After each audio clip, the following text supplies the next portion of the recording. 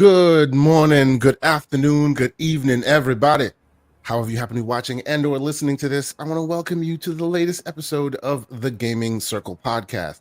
The podcast where, yes, you see it. If you've seen last week's show, the Everborn Bloviator will not be with us this fine morning. So hopefully it'll be a more concise show. But it's because, family happens, responsibilities and all that. So no worries. He will be back next week. So good morning, all the folks that I see in the chat. Yes, I know we're starting right on time. Amazingly enough, that doesn't happen too often. But yes, I am your host, Mr. K. Asante, TKO Asante on the Xbox, the PlayStation, X.com, all the places we communicate with ourselves. And this week, I am joined by both a returning champion and a new challenger. I will start with the champion, whose exploits can be seen on the Kind of Funny Xcast. What's going on, Blue Number? Holly, how you doing this morning? Hey, good morning. I had a bucket list moment this week. Paris asked me kind of late Monday night, like, hey, are you available to do XCast? I was like, I will do whatever I have to do XCast. Absolutely. Yeah. So there's a little bit of a funny internal story, and sometimes I do awesome on time zone conversions, and sometimes my brain is real dumb when it comes to those and I'm an engineer, all right, so math is in my wheelhouse. But I was like, oh, they're recording it this time, and I had actually gone 2 hours earlier instead of 2 hours later. And so anyway, it's just a goofy thing, but I was ready. Being early is never the problem, though. Being right, I was very ready. Yes, at least it went that way and not the other, right? Yeah. So it was a really cool experience, and it was super awesome grateful to see you on there. Yeah. Thank you. It was very, very nice. Thank you, Paris, if you're listening again. That was he's always lurking around here, so salute to you, sir, if you're watching this. And of course I am excited to welcome this gentleman. I call him the master of coin, Mr. Ben Kenobi. Good morning, sir. I appreciate you for agreeing to be on. How you doing this morning? I'm good. Thank you for having me on. I'm excited to talk about the coins. The community interactions with them is a really big part of them. So it'll be fun to talk about. It is great to have you here, sir. It is great to have you here. I've seen your coins all around the community. Even before then, I was seeing you put a lot of art out there, and a lot of folks were really appreciating it. I even think I saw Microsoft folks at Xbox were promoting your stuff, and I was like, wow, this is amazing stuff. And the more I look into it, the better it gets. So we're going to really dive in and get to know you a little better and see where what came about to bring all this to the forefront, because I'm excited to get my hands on a couple of myself. But before we get started in earnest, I will say thanks again to all the great folks in the chat for joining us. I see y'all in there. I see some super chats already. We'll get into that. Sith Lord, sir, I appreciate you for becoming a missionary gamer. Don't ask where that came from. Forgive the name. Mr. John Wolf, I see you in there. That is totally his fault. Thank you guys so much for being here. I will first and foremost say, please, this is the host part of me, hit the like button if you haven't done so already. Consider subscribing if you are here and you enjoy what we do. We say we are PG-13. We are G.I. Joe on a Saturday morning. We'll shoot guns, but only lasers come out. We don't use bullets. So we're going to be good. We're right at the edge. We're not going any further. We appreciate y'all for joining us for great gaming conversations on a Saturday morning. Let's see here. Yes. Consider being a Patreon member. What am I talking about? Discord is what I'm saying. Patreon. Discord member, which we've been having so much fun in the Discord this week. I call it my game code spring cleaning. I have a bunch of game codes that I give away. The codes that I've had for many, many years that some are games that I no longer play, or games that I have copies of. I have pages and pages and pages of codes. So I've been just dropping them into the Discord, both in the VIP place and also in the general chat. So if you feel like jumping in and grabbing a code, please join us. We're having slanderous conversations in the Discord. We get a little bit more than PG-13 in there. So come join us and enjoy some of the madness. Let me catch a couple of these super chats and we will get started in earnest. Again, thank you, Sith Lord, for being a member. I appreciate you, good sir. And then, of course, the great MJ Dark in here this morning with $2 super chat. He says, K. Asante Everborn is on that 4090. Tell the truth. Well, I will leave him to tell his own truth, sir. But yes, let's just say Everborn console betrayer is in full effect. We will talk about that one when he shows. I need to make sure I bloviate in front of him, not behind his back. So when he gets here, he will explain himself. JD Gamer with a $5 super chat. He says, salute to the Gaming Circle podcast. It's been up all night. I can barely see straight, but I know one thing's for sure. Pathetic port pegging pony's got no games. Oh man, sir, we need to put that on a shirt for you, because everywhere you go, that's all I hear. And that is becoming his moniker. It's becoming his TM wherever he goes. Port pegging pony's got no games. All right. Sith Lord with a $5 super chat. He says, hey, best buddy. Nice weather this weekend. Ben, thank you for the coins. Love them. Keep it up. Hi, Kay Asante. Thanks for the help with the ROG Ally. I appreciate you, sir. You have fans everywhere, man. People are enjoying what you've been providing to the community. We appreciate you, Sith Lord. Thank you for being here. I think Sith Lord won on Boom Show.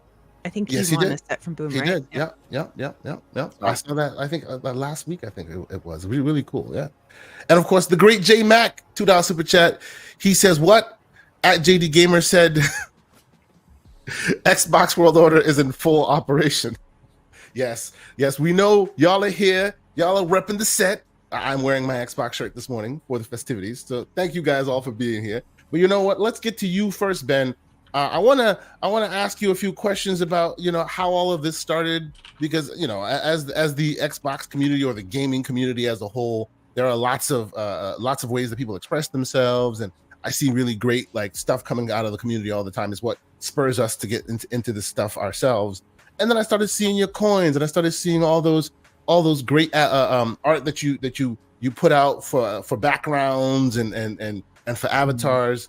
And then, of course, now we're seeing this initiative with these great coins. I call you the master of coin for those who like The Witcher. Sir, how did all of this get started with you? Well, first of all, thank you very much. That's very kind. I started, so I had 9 followers, and Tim, I know Tim has been very critical, to say the least, of Xbox lately, but I hope people still know that Tim has done so much for so many people in the Xbox community, and still does, and is such a wonderful person.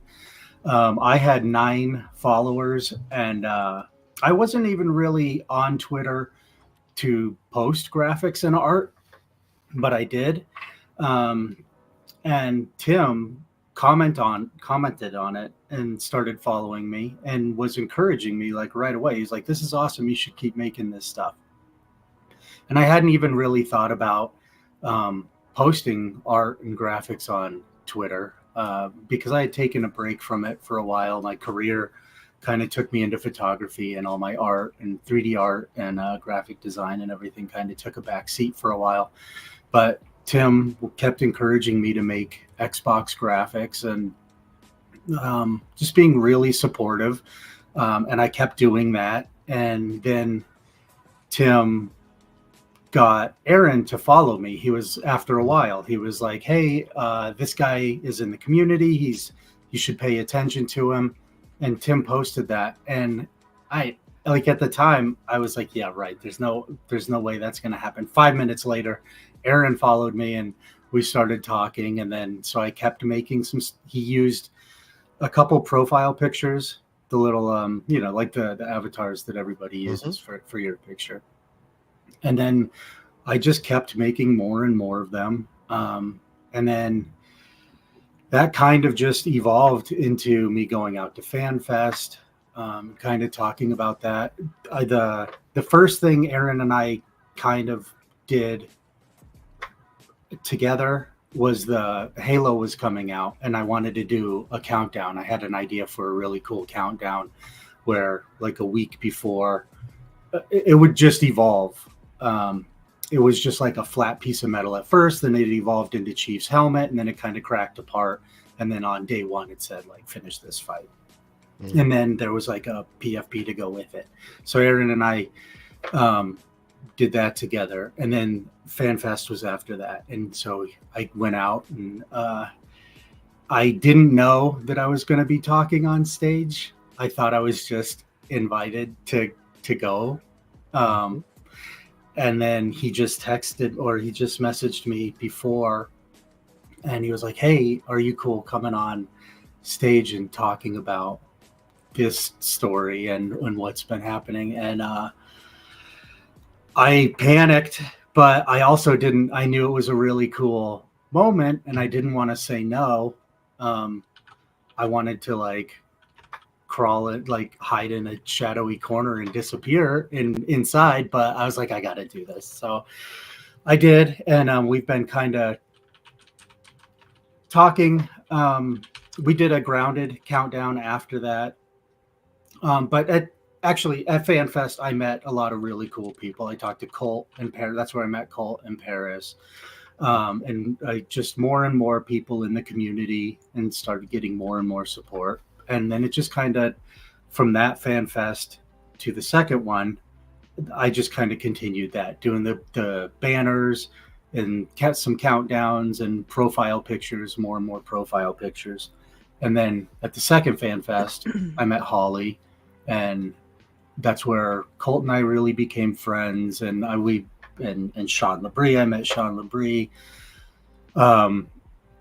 and quite a few other people that we all instantly bonded over Xbox. And now we're kind of a little family. We got a chat going, and we talk every day, which is really cool. But the support in the community, just the involvement in the community after that started to really build. And that's when Hold the Line was happening. And I've been talking to King and Cog for a while, and when Hold the Line happened, I thought it would be really cool to have something that people could, kind of like a profile picture, but something tangible. And so I made him the Hold the Line coin. That was the first one. I don't have one here, but I do. Right there. There you go. Here. Yeah, there you go. I could take it out, and then here's the back. Yeah. You can see that. Sorry, it's in a shiny case. Yeah. As it should be. Yeah. Anyway, that's awesome. It turned out really nice, and we made a bunch of them and handed them out, and people really dug them. And then Starfield was coming out, and Starfield's logo was the plan when I made the Hold the Line coin was not to do this whole thing, but it just kind of evolved into that, because they're essentially the profile pictures, the round graphics that I've been making just kind of evolved into something that everybody can have. And also it's really cool because everything's kind of just physical's disappearing, right? And so you can't really display, I assume we've all been gaming for a very long time. And back when you had your whole library, all your games, all your boxes and everything lined up, and you can't really do that anymore. And this kind of also is just a really fun way to show all the games that are coming out, to display in our collections and on our walls and everything. So then the Starfield logo was kind of perfect for it. So it's because it's already that. Yeah, exactly. Let me tell you, Ben, you should tell them about this blue. I know. So that it's been pretty difficult finding a company to work with, on the production side, because I've never made hardware or merchandise stuff like that. So it's been hard finding somebody to get it right, and to balance enjoying what it is and just being obsessive over the details and not wanting, just rejecting it. So it's been kind of a balance there. But that coin came back, and it was, it's 3 shades of blue on the top, and the middle one was green. In the company I was working at the time. Yeah, and it was I didn't have to, but the timing with the launch of the game, I had to ship them out the day that I got them, or a day or two after. So there was no time to have anything remade. So I had to figure out a way to change the colors. And I didn't order too many of those ones. There were only like 50. We're making a lot more now. I don't think I could do this if it happened again. But I had to quickly find a way to correct the color. So I thought like the only thing I could come up with that would have a smooth finish like that was fingernail polish. So just so anybody knows, if you have a Starfield coin, don't clean it with rubbing alcohol, because that will be green underneath, kind of a bluish green. So I ran in and it was funny because I talked to Jason Ronald sometime, and he does, obviously hardware stuff. And so I was just sharing this with him at the time, like kind of production woes type stuff. And I had to blue tape every single one of them and take an X-Acto knife and cut it out. And then I just ran to like Walmart or Target or something and grabbed all the shades of blue, and then came home and mixed them all and just tried to get like a perfect shade of blue, and then just painted every single one of them. And then you did such a good job too, that I swear to you, if you're holding this thing in your hand, you would never know that there's nail polish on this thing. It is like smooth as butter. It's perfect. That's amazing, man. That's amazing. And so every version of the Starfield coin is like that? Yeah, everyone. So ladies and gentlemen, if you have one of those, hold on tight to that, because one day when the Master of Coin has reached the highest of his heights, you can hold on to that one. And that is a unique use case that will never most likely happen again. That's amazing.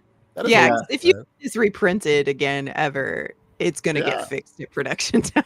For sure. Yeah, the same thing happened with the Call of Duty one, where I love the design, and the details all came out perfect, but it was orange.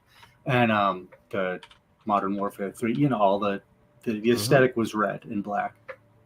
And it's like kind of reddish orange, so I was gonna just go with it. Yeah, I know it's orange. I kept trying to tell myself. I don't have those up here with me, but they look really good in orange.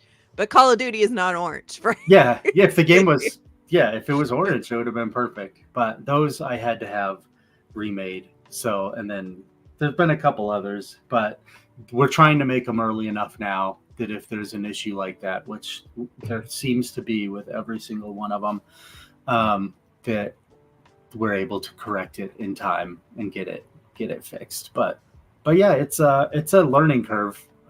It's a lot different than just making a graphic and posting it out. And then I think I was just a couple coins in, and I was already in over my head as far as shipping them out and keeping everything organized, costs and everything. I was just kind of winging it all, because all I wanted to focus on was I still do.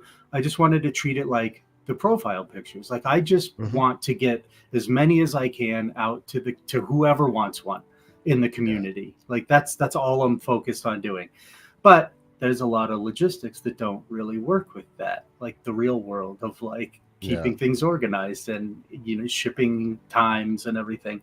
And so Holly, like, thank God she reached out to me, and she was like, hey, if you need any help with like all the back end stuff, I can handle all of that for you. So, and it was right when I was starting to get like a lot of DMs like, hey, where's my coin? You said I was going to win a coin. And I was just like, all I wanted to do was focus on making the next one and doing the production side of it and making sure that was going on. And, I was like kind of drowning in all the back end stuff. So Holly came and saved me. And now we're working together. And Sean Labrie, I got to say, Sean Labrie has helped out on like some of the coin details and stuff, and like some stuff that I've needed help with. And he just we're going to try to do some more fun promotional stuff like graphics and videos. And Sean is a wizard with videos. Shout out to the man, Sean, who, if you look at our illustrious set, is all thanks to Sean, including even our logo. So we love Sean Labrie here. He's the man. Sean, yes, absolutely. Sean is like a secret ninja when it comes to a lot of this stuff because he did dealer stuff. He's done a lot of Riskets stuff, and I know Ben has helped with Riskets as well too. But like, he's really good, and he's done a ton of work for a lot of people. And you know, he's kind of low key, but he really deserves a lot of the credit for that. Absolutely, absolutely. I was hoping he'd be on the show today because you know he works really early, but so I can give him his flowers in person. But we love Sean here. Sean's great. Sean is awesome. And I'll just say, you know, you look in that corner over there, the GCP logo looks like a kind of a coin. I'll just leave that one out there. We'll move forward. I'm just have to make something. Which was also created by Sean. So once again, shout out to Sean. Great man. You know, we appreciate him. You know, there you go. We already got the graphics. Exactly. Yes. And it was blessed by the man himself. You know, absolutely. Absolutely. We really appreciate, and a lot of folks in the chat are saying so, you know, we appreciate what you do for this community. It is amazing to hear that you just kind of started it out of just the sheer love of wanting to get this out here. You know, when you see the what is on display and you see people talking about it and enjoying it, it's like you have a full-fledged organization that is doing this. But clearly, it's just you going, "Hey, man, this would be cool. Let's give it a shot," and just kind of winging it as you go. That is wild to me. That's amazing. The quality level you've been able to achieve so quickly. You know. Yeah, it's just. I mean, that's really just been what's driving it, is just trying to get it out to the community, and just honestly, and that's kind of where we are right now, is as far as figuring out ways to just get it out to more and more people. And there's like a lot of logistics with that, but we're working on it. We're trying to make it more available. I know like half the comments are like, "Where can I buy one? Take my money." Like I know, and I hear you. We're trying to figure out how to work all of that out and just get them to whoever wants one. But my main focus is just, I want to keep it. I mean, if I could, I would just make 1 million of them and give them out to the community. Like that's what I mean, just like the graphics, I just want people to have them. That's all I really care about. It's so much fun seeing people get them, and because it's like when you see it on the computer screen, you see every single little detail, and it's kind of blown up. But when you hold one in your hand, like I have the Fallout one that I can't wait until people get. But like the graphic, when you see it on the screen, because of the picture, you can see every little detail, but you don't realize like it is a tiny, tiny little, all those details are so small, and it's so much fun. So it's like, even on the Hellblade one, let's see if I can get my camera to do it. Can you see the little, the hanging, the tree, the hanging in the hanging bodies? Yes. Like, yes, it is. He's really put a lot of care and effort into getting all of that detail in there. Yeah, and it looks like what people don't seem to realize. It looks like the coin, the grooves are really like tactile. You can see them when you show them, but on the screen, obviously on paper, it kind of loses something. I'm excited for people to feel that. That's really cool. You know, you guys did a great job. That's why I did. I'm glad Sean did. We did the video. I got like a little light box. Like all of this, every single thing we do is just we're just learning as we go. So I got a light box, like a little rotating product display, and so then now I'm putting the coins on, and what I do for work is for architectural photography. So I'm fortunate that I already have ways to capture all of this, and I kind of know what I'm doing there. So now we're getting media for all of the pictures and the videos. I don't know if you saw the Fallout video, but it kind of shows more the details that you're talking about, like where the coin actually rotates. It's hard to tell like just in a flat graphic, but the coin actually turning gives you a better idea of like the coin actually has depth. I don't know. I don't want to ramble about it because it's. Oh no, please. This is great, man. Like I am so excited to see like to hear the fact that you're just like a community member that decided to put this together for the benefit of enjoying it. Like you were talking about how we're losing physical. This is like the perfect replacement for physical. Like this, like I have been advocating that people should just do away with the forever physical movement for a long time. Because even in that instance, all you're getting is paper and a disc that shows you a hex code that allows you to download something. There's nothing real or tangible about it. This is actually real, tangible. You can keep it forever, and that coin means something to you because it's from the game you love so much. You know.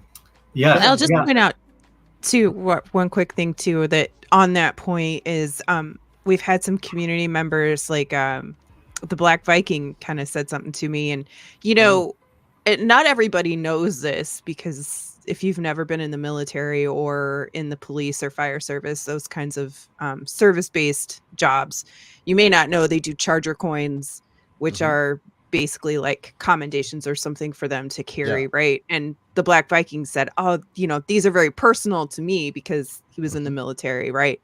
And it reminded him of that. So I think there's a lot of callback or like homage to that kind of thing, right? And so it's very special for people too.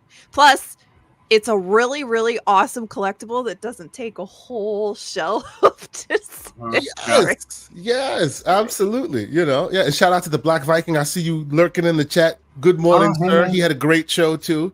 He had an awesome show last week. Well, I was happy enough to join with Khalif Adams. We had an awesome talk. Shout out to the Black Viking, doing great work over there.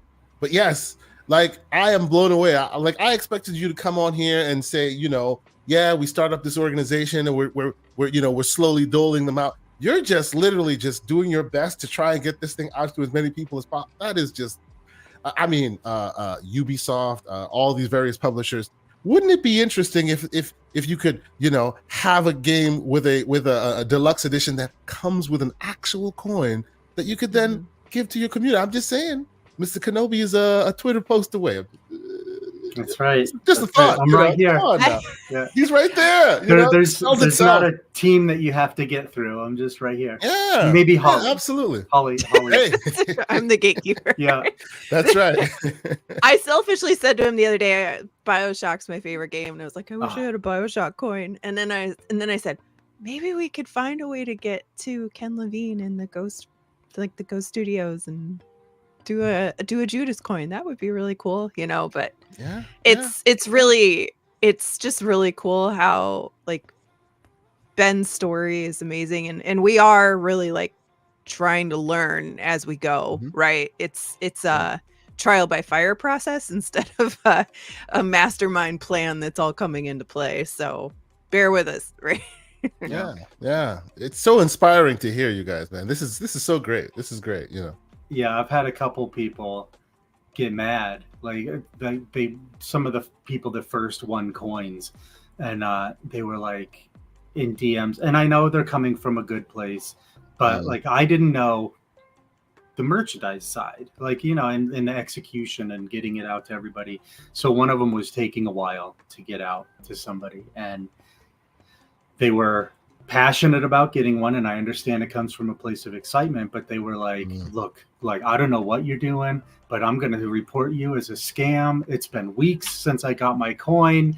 And I'm just like I that's all a big, that's where when Holly came in, that it really saved us as far as that goes, because to your point, this isn't like a big organization. I was just like, hey man, thank you for wanting the coin so bad that you're threatening me, but it's just me. Like, I'm trying really hard. Like, and the thing is, I just want to focus on the next one. Like, that's the exciting part for me. Like, I just want to bury my head in my computer and have the world disappear, and then come out a couple hours later with like a Fallout with a new cool one. Yes.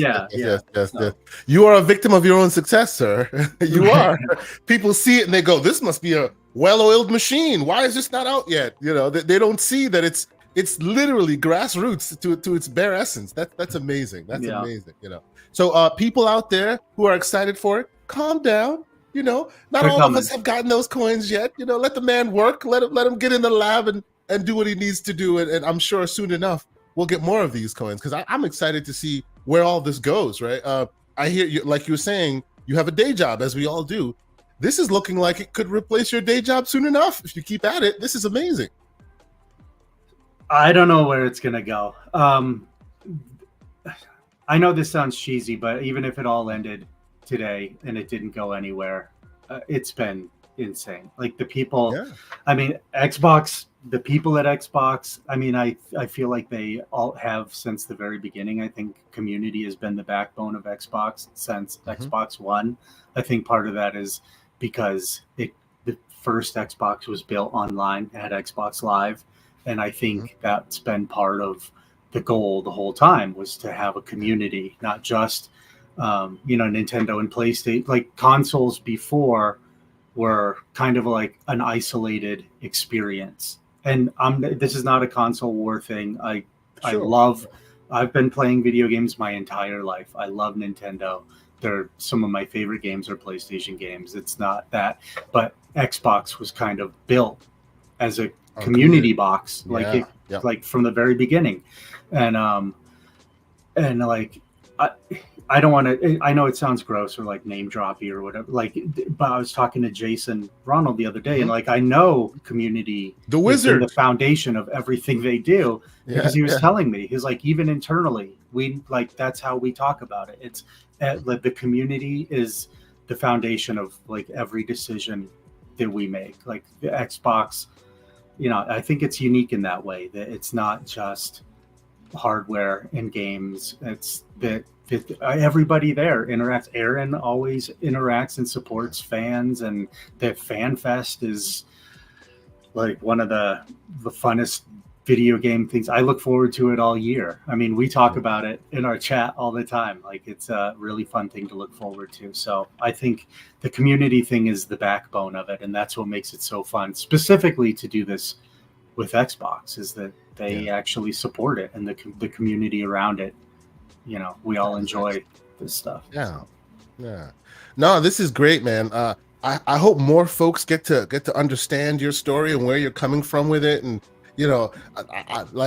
I was just excited to see the product. Now I'm excited to see how far you can go with it, because man, you deserve some flowers for all of this, getting as far as you have and getting that quality level up to the point where people are like galvanized, super excited to get their hands on these commemorative, once in a lifetime type coins that can only come through giveaways and whatnot. Why don't you pivot a little? Tell us a bit about some of the giveaways that you guys have underway right now, and how people can potentially participate.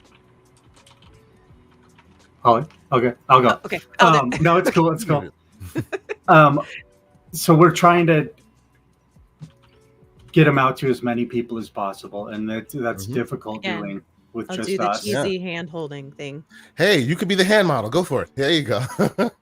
My camera doesn't want to cooperate, but I think you're gonna pull back a little. There you go. Come on. Anyway, that's Hellblade. I don't have Fallout yet. That's all. You should today. A big box of a bunch of them is on its way. Should be in your neighborhood. I should have it. Yeah. They Also we have Pal World that we're going to be doing giveaways for too, right? Ooh, awesome. The Pal World ones are gorgeous, and it's upside down. But there you go. But at least your camera's responding. There you go. I love the tactile. You can just see them. I think really that's cool. The yellow one, Holly. Yeah, it's a yellow one. That's another example. The other one, the Diablo. Oh yeah, no, I don't have the other gold one up here with me. It's gold, and it just pops. The details pop so much. I more. love the Diablo one. The black and the red. Look how shiny the red is. Oh, it looks so like good. It's bleeding, it's so good. Right? Yeah. Well done. It's so good. Yeah. Home Shopping Network. Well, call now. Only $19.99. I've been fortunate to be friends with IOP guys, and Boom and Ames, King David in gaming. Yep. And I think I was talking to King is, because we did the Hold the Line coin, the first one. He was really interested in doing giveaways, and so it kind of works for everybody, right? Like if we can make them and get them out to them, then it's easier for me to send a couple people a big box of them, and then they can give them away for their show. So it kind of just casts a wider net and gets it out to more people. So right now we have a lot of people just kind of got on. So it was just Season Gaming, Boom, and ILP. But now I think there might be, I don't know, like 7 or 8. Colt's going to do a giveaway for Hellblade and Fallout. And Risket's going to do a giveaway. And Longhouse Podcast is going to do a giveaway. Sign us up. Let's go. Yeah. We're trying. It's absolutely. I guess maybe I'm going to take over here just for a second or push a little bit of a side narrative. Like, as the back of house unfun person, we are asking, and I'm just telling everybody now, and hopefully you hear this and you're understanding. We are asking that if you are a winner from the fan art account specifically, if you're a winner, that you are willing to pay the shipping costs for us to get that to you wherever you are. We have various ranges. We're a little hesitant to tell people a rough price, because then if it winds up being a little bit more than that, then people kind of get upset. But it's just to try to keep momentum and keep everything moving and keep this thing afloat. So if you're a winner and you don't mind paying, just remember we might ask you to pay for shipping.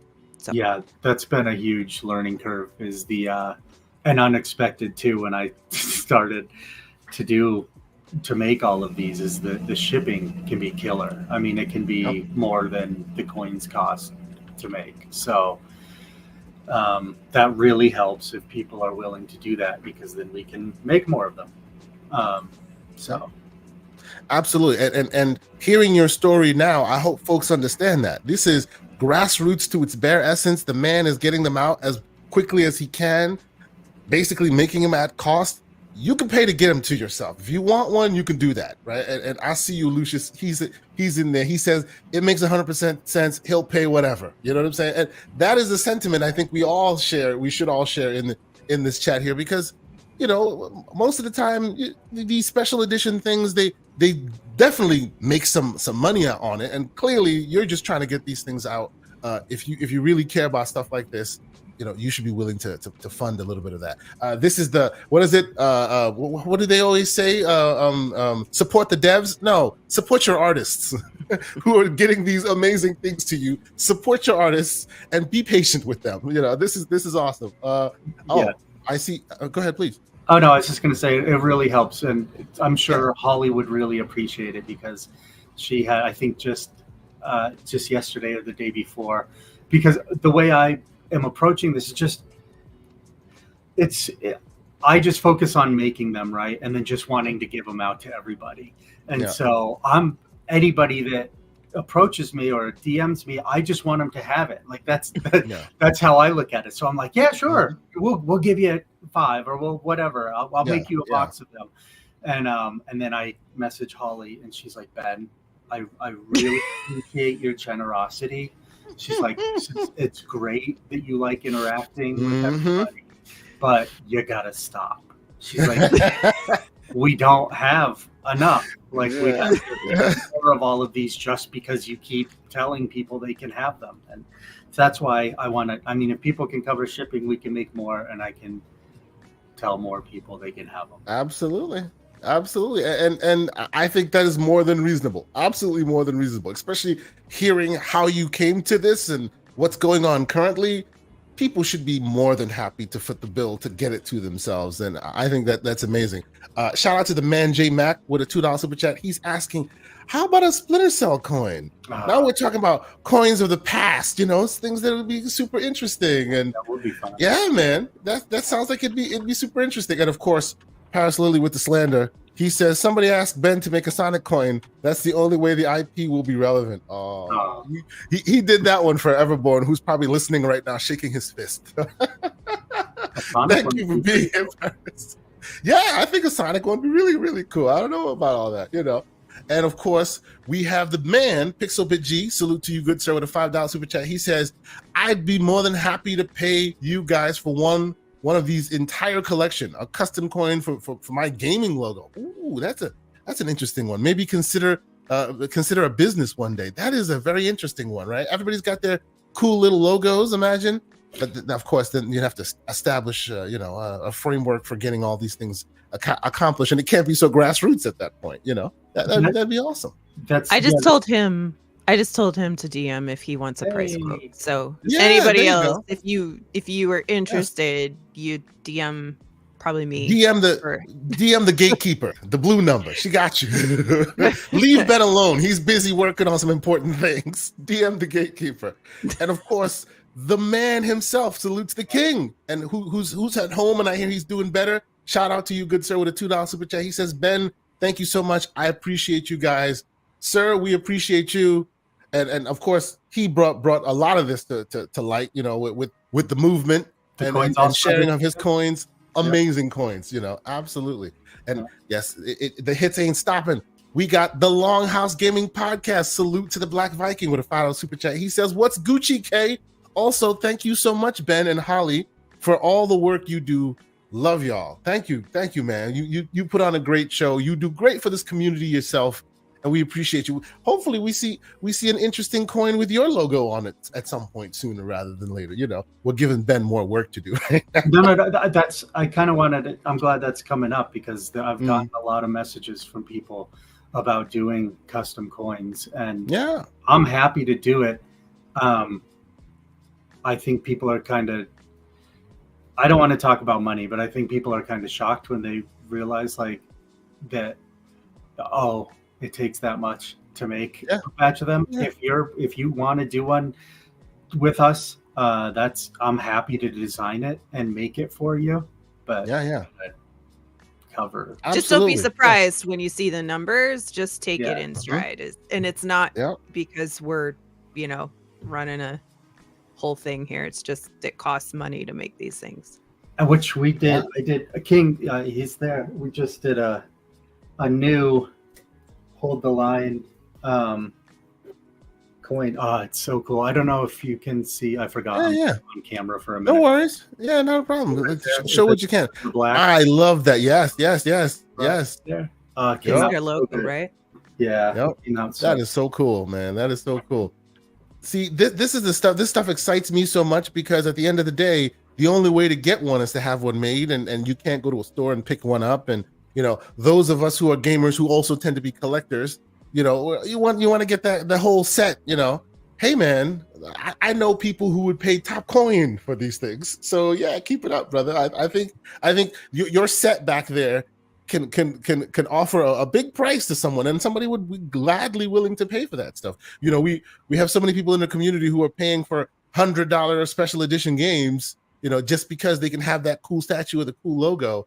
This really works in that favor, and as Holly was saying, it doesn't take up too much shelf space to have all this really cool stuff there. So, I really think this is awesome. Like people will want to collect them all. That's going to be one of those things. We are going to do.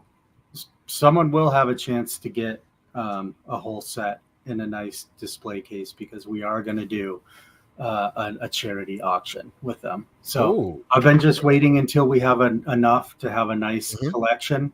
But I think we've got enough now that we're gonna figure out the logistics, like how to. I think we've got the site and the platform we're going to use, and we've just got to put it together. But we're going to do. We're going to do a charity where somebody can bid on getting a whole set, and all of it will go to charity. We're going to do a game. It'll be gaming related, gamers outreach. That's great, man. This is awesome. I really hope to see you guys rising to the top even higher. More folks should be sponsoring you guys. Publishers out there. Game devs out there. As y'all know on this show, I love my indies. We get it. We are fortunate enough to get to talk to some indie studios. This is the way you push your product, man. Get some coins made. Add some flair to your proceedings. This is awesome, man. I hope more and more folks reach out to you, and maybe Holly can get some help so you can really focus on making the next one. Let the gatekeeping be tight so that he can focus on what he needs to focus on. So yes, I appreciate y'all for being here and getting the word out, getting the story out. This is so excellent, man. I can't wait to be a part of it in any way, shape, or form that I can be. We here at GCP co-sign. We really want more. Want to see more of this out there. Want to see maybe some custom work from our side of the house as well. We'll talk about that. We can make it happen. Yes. Oh, that's awesome. That is awesome. But yes, okay. So thank you so much for being here and for letting us know. Let me say before we continue, we'll start the show in earnest. Please hit the like button if you're enjoying the show. Between Twitter and YouTube, we're about almost 300 folks in here. Thank you guys so much for checking us out. This is awesome. We do this every Saturday morning. Come check us out. Hit the like button. Maybe consider subscribing. You see the screed of all of our members on the bottom there. We love our members. Thank you guys so much for being a member. We don't want you to hit that membership button if it in any way, shape, or form will cost you any kind of financial hardship. But if you feel like you can support that way, we appreciate y'all. This is really awesome for you guys to be with us here on the Saturday morning. So let us get started in earnest and let's talk about some games, because that's what we're here to talk about. We're here to talk about some games. And Ben, I will ask you. I know and folks will know.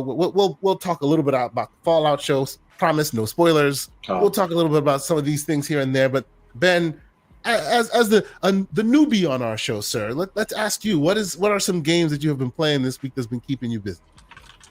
I am deep into Dragon's Dogma 2. Excellent. I can't stop playing. It's I mean, that style of game is the type of game that I like anyway. The Western or action RPGs. So I mean, and it's very cool. I'm just grinding away. Just I think I got 30 hours into. I'm the type of gamer that I just like exploration and the detail and walking around and looking at everything. So I think I got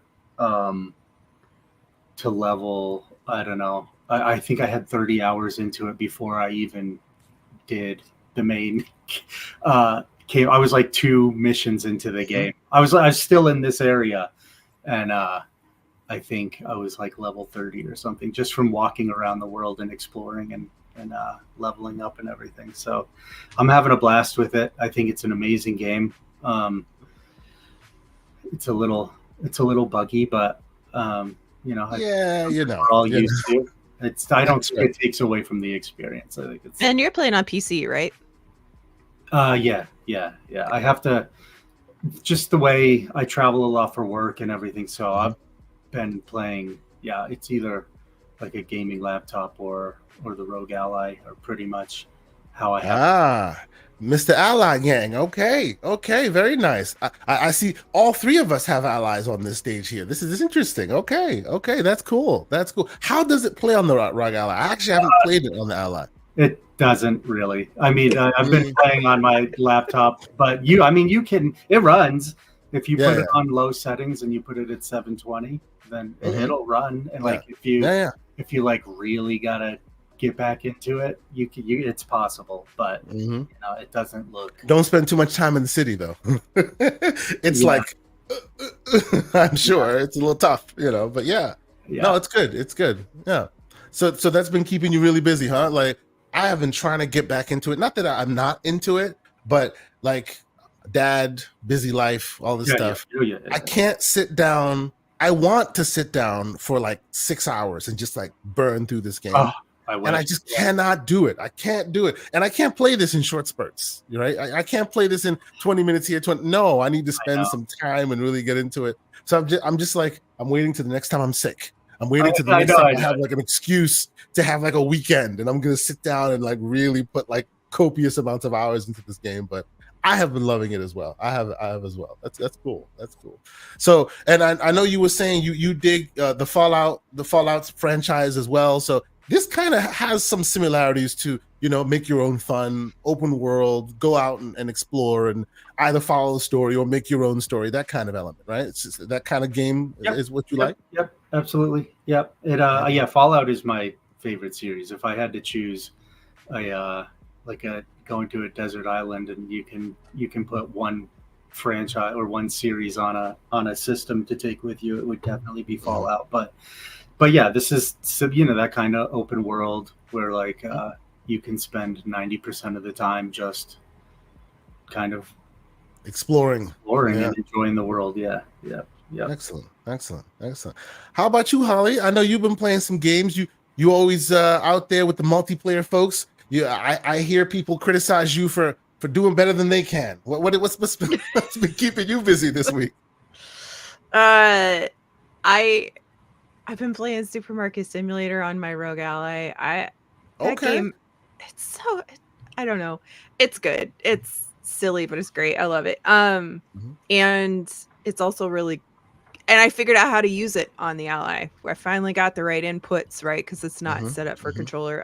Yeah. And then I played Rainbow Six Siege the other night with a panel member from the Renegade Realm podcast who's been bugging me to play Siege for like months and months. And so I jumped in level 8. What?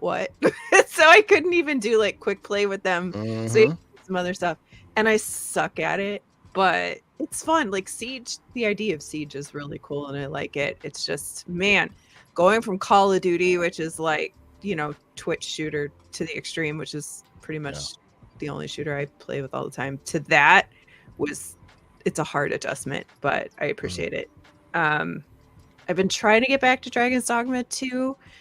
I like you guys, right? It's not one that you can just sit down for 20 minutes, do a couple things, and then go away. So that's why I feel like I've been really kind of slow slogging through it. I'm like level 24, 25, something like that. But I do like it. I'm a fast travel fan, but I do like it. I got back into 76 again this week, which I kind of bounced in and out of all the time. Ben and I have played 76 together a couple times. The crossplay is a killer on that game, or aka lack thereof. And Light Your Frontier, which is a new indie drop in Game Pass. Yeah. It's fun. It's very zen. I really, really like it. Yeah. But it's pretty. Excellent. It runs perfectly. It's got some really cool, just chill mechanics. I've been wanting to get into that game. As soon as I saw that, I was like, yeah, that's a game I'm going to enjoy. Like, I want to try the multiplayer on it too, because I've only been doing like single player worlds, but I'm really interested to see like hopping in with somebody, how that changes the entire game. Yeah, I've always been a Astroneer fan, where you can build it's kind of got Astroneer vibes. I loved Astroneer. I played it for years, and way before it even came on console, and it has that cool almost Pixar art vibe to it. So I've always wanted to check that out. So something that I think I might play with my kids if I can. My kids drag me into like Minecraft and a few other things. So every time I get a chance to, I try to indoctrinate them into keyboard, mouse, and controller support. We got to counteract that touchpad narrative all the time. So they play Minecraft on a touchpad? Oh well, my kids do. Like they do. We do. Wow. Yeah. Oh, on an iPad. They have their world. I have my PC, my console. My son is on his tablet. My daughter's on her tablet. We're all in one world building one thing together. And they are way better than me on their tablet and me with my controller in my hand. Like, it's just nuts. They know what to do. It's I hand them a controller and they're like, what is this thing? This old antiquated thing, Yeah. Yeah. They're all about the touchpads, So I'm terrified of a world where there's not controllers. Yeah. Me too. It's the worst world. It's the worst inevitable future, but we're heading in that direction, whether we like it or not. I see it all the time, but I'm enjoying it. And the idea that you can all like be in the same world together and, and they have a great time and they get to play with dad. So, I enjoy that as well. That's I love that about Minecraft. I do the same thing with my son, with my ally. I just hop on. I can sit on the couch right next to him. He's on the Xbox on the TV. Yeah. Walking around in the same world. It works really well. It's easy to jump into. It's awesome. Yeah. Shout out to the man John Wolf for the $5 super chat. He says, y'all be hearing from me, Holly, for Gamers Playground coin. Non-missionary gaming. You and your insults to missionary. You need to stop that. This is a PG-13 show, sir. Shout out to you. Thank you for being here, sir. And then the Longhouse Gaming Podcast, the Black Viking says, indie recommendation, Super Space Club, $2 super chat. Thank you, sir. He had the developer on. Such an awesome game. It's got the asteroid but chill vibe. The music is amazing. that's actually on my wish list. I got to get that on Steam soon. Those are the kind of games that I love playing on handhelds. Handheld gamers. You put that TDP low, you're playing for many hours. That game is definitely on my list. You'll probably see me showcase that game sooner rather than later, because I definitely want to play that. So shout out to you, good sir, for recommending that. Let's see, real quick, a game that I've been playing. People have heard me talk about it on this show before, and this was when it was in demo form, and now it's at early release. I will say they did reach out and give me a code. It's by a company called, let me see here. Let me make sure I don't mess it up. It's called New Core Games. Small indie team, Korean team. It's called The Devil Within Sagat. It's on Steam right now. I think it may at some point be in on consoles as well. It's a really awesome game. I know that the handheld master has also tried it, and he's putting some content out there. It's like your 2.5D Metroidvania style, but also has kind of the vibes of, let's say, a Souls-like kind of game. It gets hard, right? It has the potential to kind of kick your butt with the big bosses and whatnot. But it's super fun. I have been enjoying it. Graphically, it is really, really good. Like the similarities that you can describe is Katana Zero. If you've ever played Katana Zero, I enjoy Katana Zero. It's like Mega Man, little Souls-likey. I enjoyed Fist, Hollow Knight, that kind of game, and this really like speaks to that. So I've been playing this. I've been really enjoying myself. It won't kick your ass in the first moment you start playing it, but eventually the big bosses will come after you. And don't worry, I beat this guy, but it took me a while. it takes a while. And as you play it, the Metroidvania styles kind of show up, where the more you play, the more weapons you get, the more style you have to play with, and it tends to really, really like ramp up the difficulty and also ramp up your abilities. So I enjoy the idea being you have to have perfect parry, right? The more you parry in this game, the better your output comes. You can't just keep slashing forever. Eventually you get tired, a la Souls-like games, right? You have places where bonfires where you save your game, a la Souls-like games.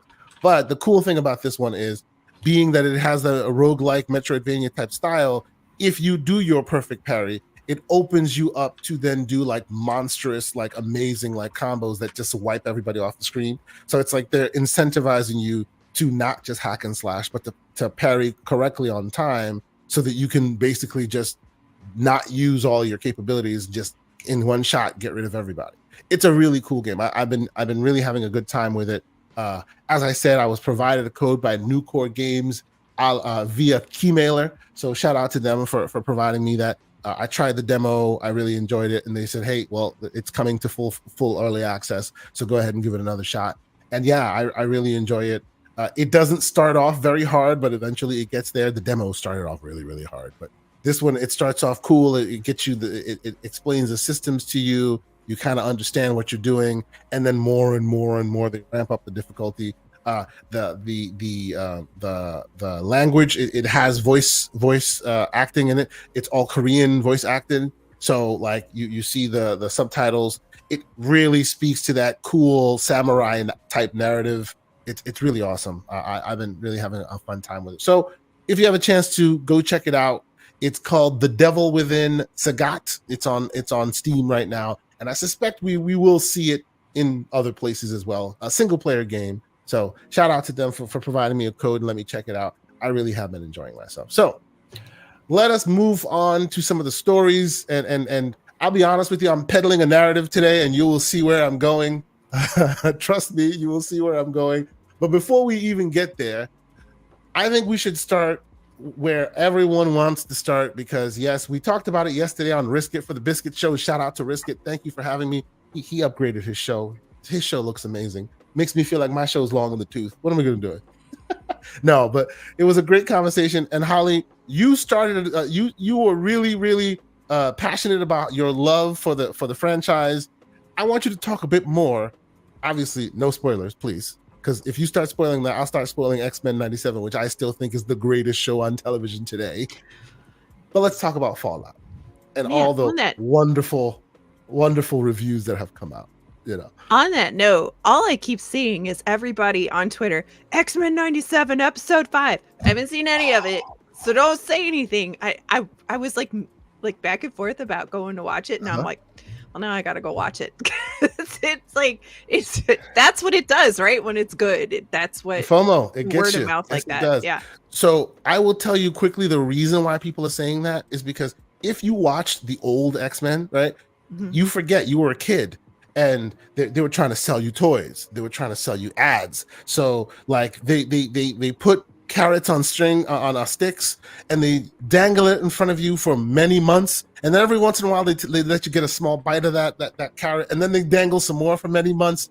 Since you are now in a world where there are no carrots, all there is just the show. They know their target audience. They know that you were 10 when it came out, and now you're 40 or whatever, right? Yeah. They know that it's not about selling you toys. It's not about keeping you on the hook because it's a what do you call it? A show for streaming, right? So it's not necessarily something where they're gonna have to keep you on the dole, as it were. So every episode is a banger. They don't have a 22 episode oh season that they have to fill, right? Like the old model of Yes, exactly. Yeah. They don't have to they don't have to keep you on the string. No, every episode is just like mind-bogglingly awesome. And Paris, don't worry, there will be no spoilers. I just wish they'd let me binge the whole thing. He hates bingers. I'm a binger extraordinaire, sir. I know. I want to see all of him it. and Rand go back and forth on that, and I'm like, dude, you're wrong. You're wrong, Paris. Although, to be fair to Paris, the reason why people are so excited about that show is because every week something amazing comes out and people are talking about it. You know, so like right now it's about don't spoil episode 5, and then episode 6 is next week. With Fallout, for example, I've only seen one episode. Some people have seen the whole season already. It's difficult to have that conversation until we know that everything is out in the open. So yeah, I'll give them that. But the greedy watcher in me wants to see that all of it, like right now. But yeah, Holly, what are your thoughts? What do you think of the show? Dude, Fallout, the show. I'm through 4 episodes.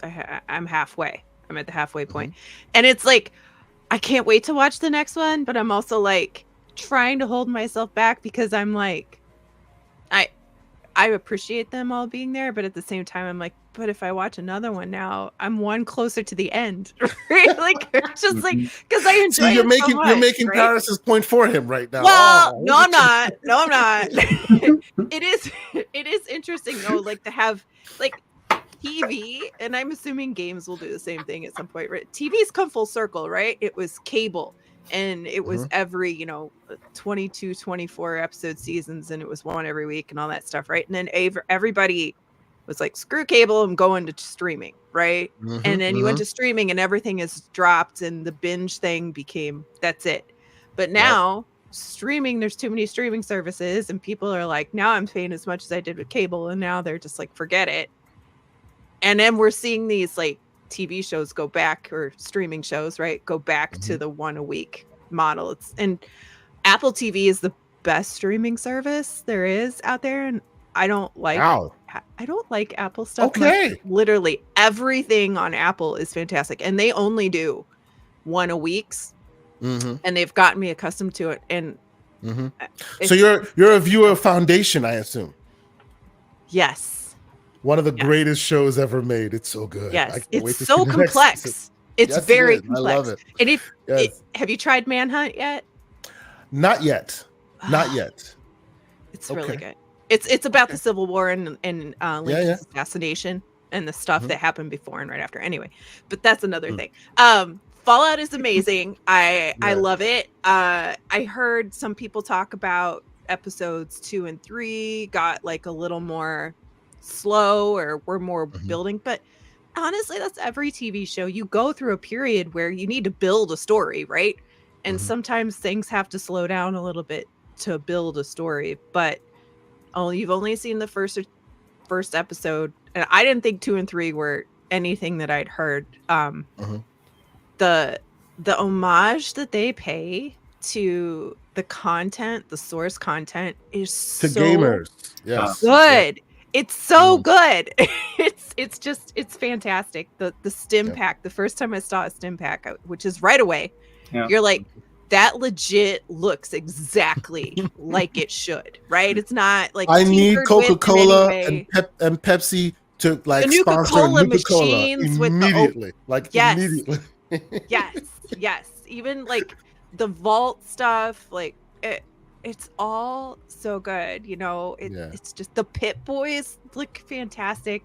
And Ben and I were chatting last night because we were really mad because we both pre-ordered the Pit Boy, and we're like, I've been sitting here thinking, where the heck is that ding dang Pit Boy?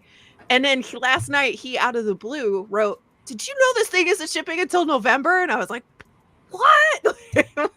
Like he said, now, it was so funny. do you guys remember that they were selling? They had Pit Boys available as deluxe, part of a deluxe package of one of the older games. That actually in the had way a Pit back. Boy. Yeah, Like, is it similar to that, or is this like Hollywood difference? This one's going to be upgraded. It's like real playable, and it seems like it's way more advanced. Probably than those were, right? I look forward to some unboxings and shows and tells, man. That I'm jealous. Yeah. This is awesome. Yeah, that's great. I'll forget that I ordered it, and one day I'll get an email that something is shipped my way, and I'll be like, "Oh, okay, cool." But anyway, they Amazon did a fantastic job with this, and Fallout is in a unique position, I guess, to better or worse from the more story-driven narratives like Last of Us, for example. We talked about that last night, where Last of Us, there is a story, it's very defined, and that's what you follow. And then, of course, take, creative license in a TV show. But the Fallout universe is so large and all-encompassing, and you can do anything, right? It's a universe instead of just a narrative. And they could have really, really screwed it up, right? Having that open sandbox idea, but they just took it and wrote the perfect story. And you can tell, right, that they played the games. They know the universe. They know the intent. We know that Todd Howard said he talked to them. I see what you're doing. I see what you're doing. Leave my Halo alone, Holly. Leave it alone. I'm sorry. Continue. We talked about this. Only watched season 1. I hate watch season 1 so hard. I've never hate watched anything in my life except that show. And I won't watch the second season. I know that it's hurt. I heard it's a lot better. But... You know what? Watch the last episode of the second season. Just the last episode. You'll have no frame of reference, but you know the games. Watch the last episode of the second season. It'll change your mind. Yeah. I don't know. Last episode of the second season. You should do it. Just one episode. Watch that. I kind of thought, okay, eventually I'll go watch Halo season 2. I just, I got so annoyed with the first one. See, and I have to be the one that pimps it because everybody's like, oh, he's in the show. Stop it. Stop it, Paris. I don't appreciate that. Yes. I'm just saying, I love that show after it got to where it needed to go. And people just want to use this as a way to skewer the others. You have to walk to run. I'm sorry. But anyway, I'll stop talking about it, but it's fantastic. Everybody should watch it. One more thing. I'm not going to stop talking. I was in a party watching it with a panel member and a friend who's a gamer. But my friend who's a gamer had never played any of the games. None of them. Nothing. And we're in this party, and my friend who had played was like, oh, it's a stim pack. Oh, it's a this, it's a that, right? Or just the first episode.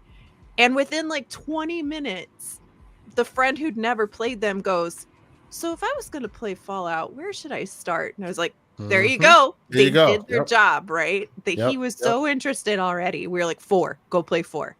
So anyway, I'll stop. No, I agree. That is the mark of a good game or a good adaptation to then get you excited enough to go check the source material, right? And this is why I think I said this on yesterday's show as well. This is why I'm like, Halo eventually got there because it didn't give me that, I got to play it until the last episode of the second season. Then I was like, okay, now I got to play it, right? Whereas The Last of Us got a lot of people into that franchise from day one, right? Fallout is really getting people into it from day one. I'll even say like Cyberpunk really got people galvanized to try out that source material. When you want to Arcane, and check it out. Yes. I watched Arcane, and I'd never played League of Legends, and I was like, Me either. now I want to go play League of Legends. I need a campaign. Yes, it is. To this day, I still contend that Arcane is one of the best game to adaptation, game to TV adaptations I have ever seen. I love those characters. They are my characters. I've never played any other games. I love it so much. Can't wait for next season. Ben, I know you're a huge fan of Fallout. What are your thoughts, sir? Have you seen the whole thing, or are you halfway in? Where are you? I'm 1.5 in, but I've watched the first episode twice. Oh, all right. All right. So my wife and I planned on watching together, but I couldn't wait until we had time, so I had to watch it. I had to jump in and watch the first. She better not be listening to this. If I did that, I'd be in the doghouse. I'm just saying. Yeah, I might be.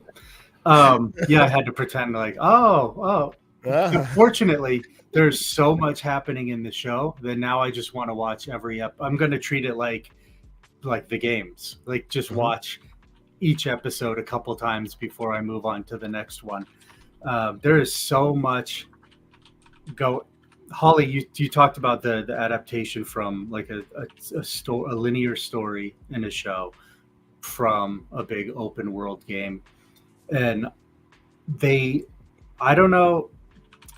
nailed giving you the feel of the open world game. Like as she's like walking through like an old house, you can tell they paid so much attention to the detail of how objects are set around in the world in the game, and then put that into the show, because I'm looking at all the little details in the background, and watching the second time, you can kind of focus on all the other stuff that you didn't pay attention to the first time, right? Because the first time you're just like kind of watching what's going on in the foreground and in the story and everything.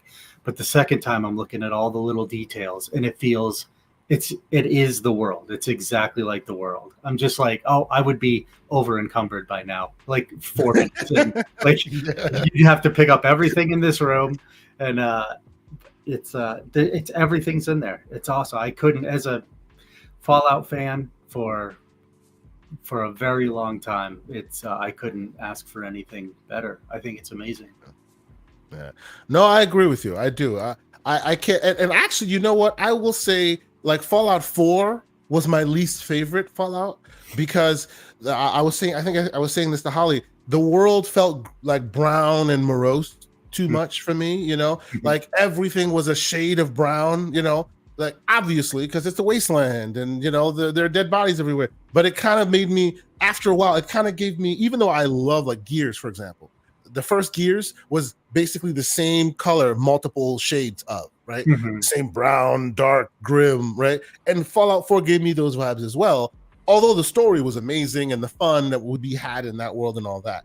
I feel like they took the best essence of Fallout, but then put it in a colorful world. So everything is still there as you know it, but it's not that gray, brown, dark, morose world. It pops off the screen, and the characters pop, and there's that dynamic, the dynamism between the griminess and the humor is all right there. I really love what they've done. I really love it. I noticed the exact same thing. They in the second, I won't say anything, but there's a point in the second episode where they're kind of in a forest area, and they're sitting down. And that was the first thing that popped in my head. I was like, wow, look at all that lush green grass. Yeah. Fallout world. You don't tend to get that in a Fallout world. It's always, I know Fallout 76 has gotten more dynamic in that way. But I remember Fallout 4 very well, and it's very kind of grim dark, and it turns some people off to that grim darkness. And clearly they took lessons from that, because they're doing really interesting stuff now. It's really cool. I love what they're doing so far. So yes, it's all to say I love my wife, because if I didn't, I would have watched the whole season already. Hopefully she and I will be able to sit down and finish watching the episodes, because I really need to get back to it. Absolutely. Mr. BT Maverick 707 with a $10 super chat. Thank you, sir. He says, do you guys think they should have waited to cut the other 2 stories out of the vault until she actually made it into the wasteland for the first episode? Just felt out of order. But outside of that, $2 super chat, continuing. Outside of that, the show has been great. BT Maverick 707. Thank you so much for the super chats and the support. What do you think of that, Ben? Should they have kind of spent a bit more time in the vault before they got her out? Maybe like episode 2 or 3, and then you get her out of the vault. Or how do you think the pacing has been so far? I think the reason they paced it the way they did, and I didn't think of this until I watched it with someone who is completely unfamiliar with the game, is that it kind of really, it introduces you to everything that's going on. Like, you know, like Fallout has a couple different parts that all really come together that don't seem like they should. Like you have the really like naive vault people, and that could be its own story. It's like a whole like Pleasantville type thing. And then you have the Brotherhood of Steel, which is kind of like more of like a whole military story. And then you have like the ghouls and the raiders and all of that. And it all like seems like it wouldn't fit together, but it does. And I've never actually thought about that until watching with my wife, who's never, I mean, I've made her come over and watch me play Fallout before, where I'm like, look at this, look what's going on. Can you believe they actually put something like this in a game? And she's like, yes, that's very nice.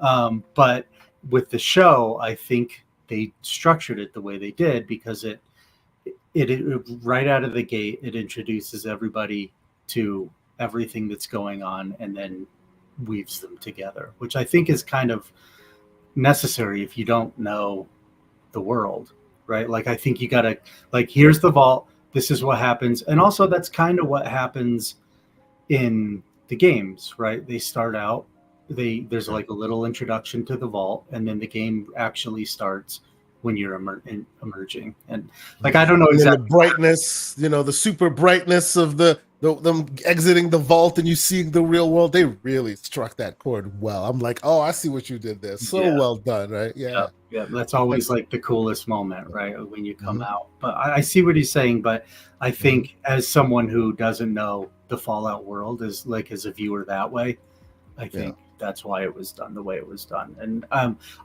it's funny because I kept like leaning over to my wife going, oh no, so see, this is why these people are usually like this, and that's why they're kind of making them act that way. She's like, I get it, the show is explaining it. I am so into the world, and we understand so much about it. It was harder for me to see, like, are they relaying specific things about, but apparently they're doing a really good job for people that don't know the game. So Yep. My wife is a non-gamer, does not play games. She used to be an old 2D gamer, but 3D, she gets intense motion sickness, so 3D games really don't work for her. So unless we're playing like 2D Mario or sometimes Minecraft on a smaller screen, it doesn't work for her. But I made it seem like, okay, this is a mark of a good game, of a good show, if without explaining anything to her, she gets it. And after the show, it was like, yep, she gets it 100%. She wants to watch it. Yep. And I was hoping she wouldn't like it, so I could just kind of keep going on by myself. But I got to watch it with her, so we have to wait a little bit. That's what I do, and watch episodes over and over when you're by yourself. Yeah, absolutely. So, Jeroen Worthy with a $5 super chat. Thank you for being here. He says, I need a logo done for Clothing Point. Point me in the direction. Kay Asante, who is this Sean you speak of? Oh, sir, you need to hit me in the DMs. I will put you on to the greatness that is Sean LeBray. If you enjoy our all of the various wonderful visual elements of this show, it is thanks to him and his greatness. Obviously, he's working with Ben and getting all these coins to the fine people as well. Great artist in his own right. One day, hope to have him on. He's on the West Coast, so it's a little difficult to get the man up on an East Coast Saturday morning. But salute to him. If you need some connections, you obviously can reach out to us, and we'll definitely get you in touch with him. He's great, and he does great work. So thank you for being here. I appreciate you. Thank you so much. And of course, I see the eyeballs of the Everborn. What did I call him this morning? The Everborn console betrayer saga. He will tell you why that is at a later date, I suspect. How's your Steam box treating you there, sir? More slander. Anyway, we will move forward. please hit the like button if you haven't done so. I see like over 350 people in here. Thank you so much for being here. This is awesome. Appreciate y'all hanging out with us on a Saturday morning. And you know what? Let's get more into the gaming talk. No spoilers out there in the community. As Mr. Paris Lilly has correctly pointed out, I will begrudgingly give him credit. Being that this thing has been the whole show is out there now. Some people may have watched the whole thing. Some people just have seen episode 1. So let's all, as a community, make it a point to not spoil everything until at least give us a couple months. Give us a couple months. Let people get into it. But yes, by and large, from all accounts, it is an excellent show that everyone needs to watch immediately. And when you're done doing that, watch X-Men 97, because that's also awesome. But yes, let us move forward. I wanted to bring some of this stuff up because I know the community's been talking about it with Xbox and all the stuff that's going on with them.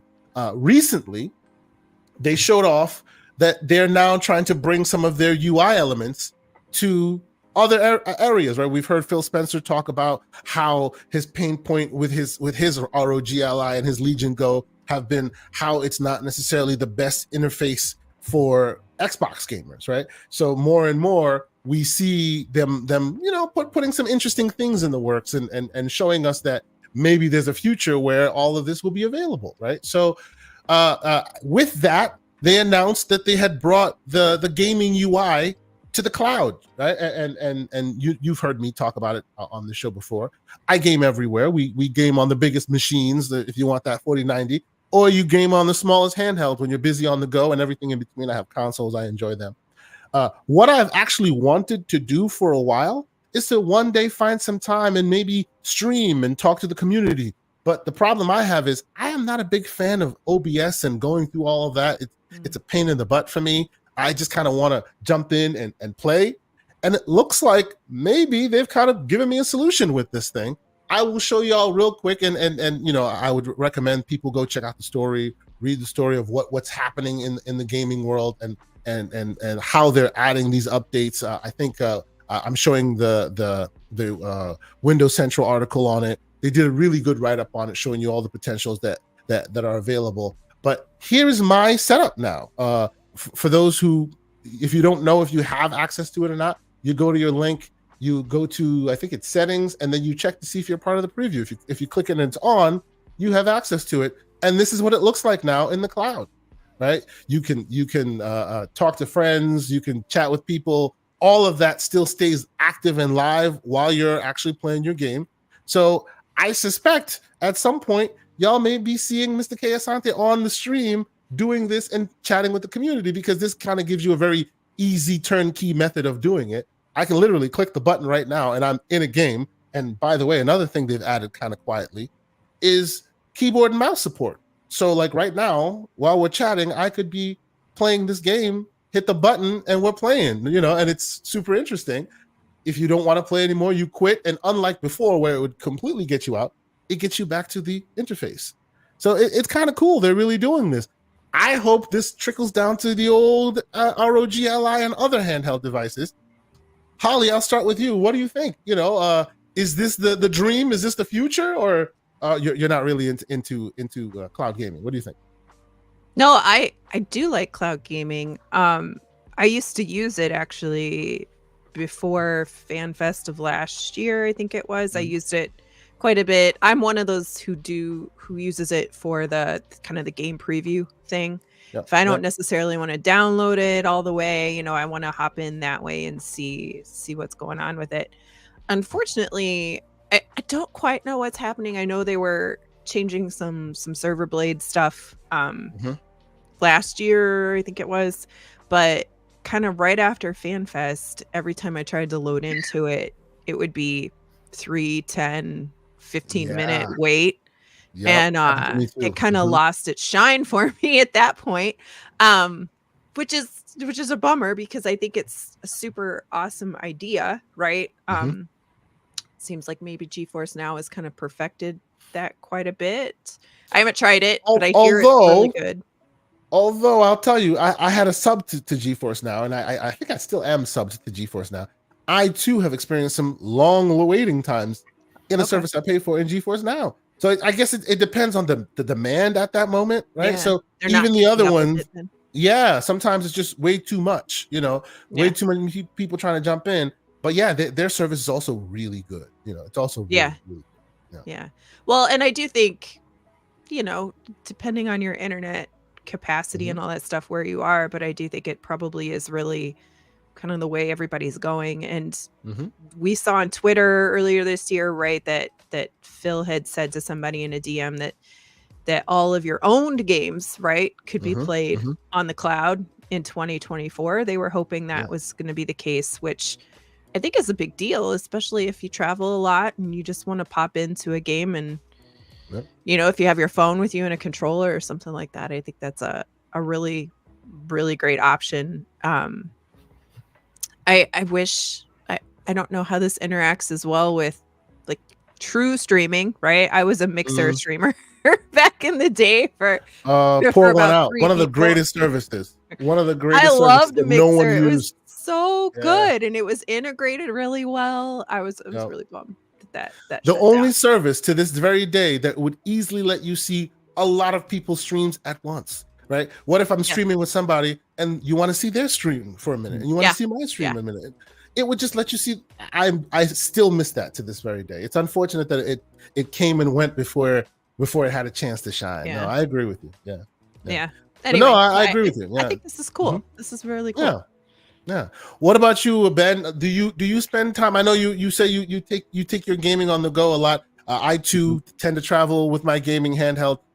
Actually, cheap plug. We'll talk about it sooner rather than later. I have a GPD WinMax 2 coming because it's basically an incognito laptop with controllers on the side that you can then play, like a 10-inch screen. So these days in the work I do, I'm kind of in the upper echelons. You can't break out a handheld in the middle of the office and start playing and get that respect you deserve, right? So I have a secret incognito laptop that when no one's looking, I take the blades off the sides. And now I got a controller. So Nice. you'll see more about that soon. But sir, what is your on-the-go strategy? Do you use cloud gaming? Is this something that excites you?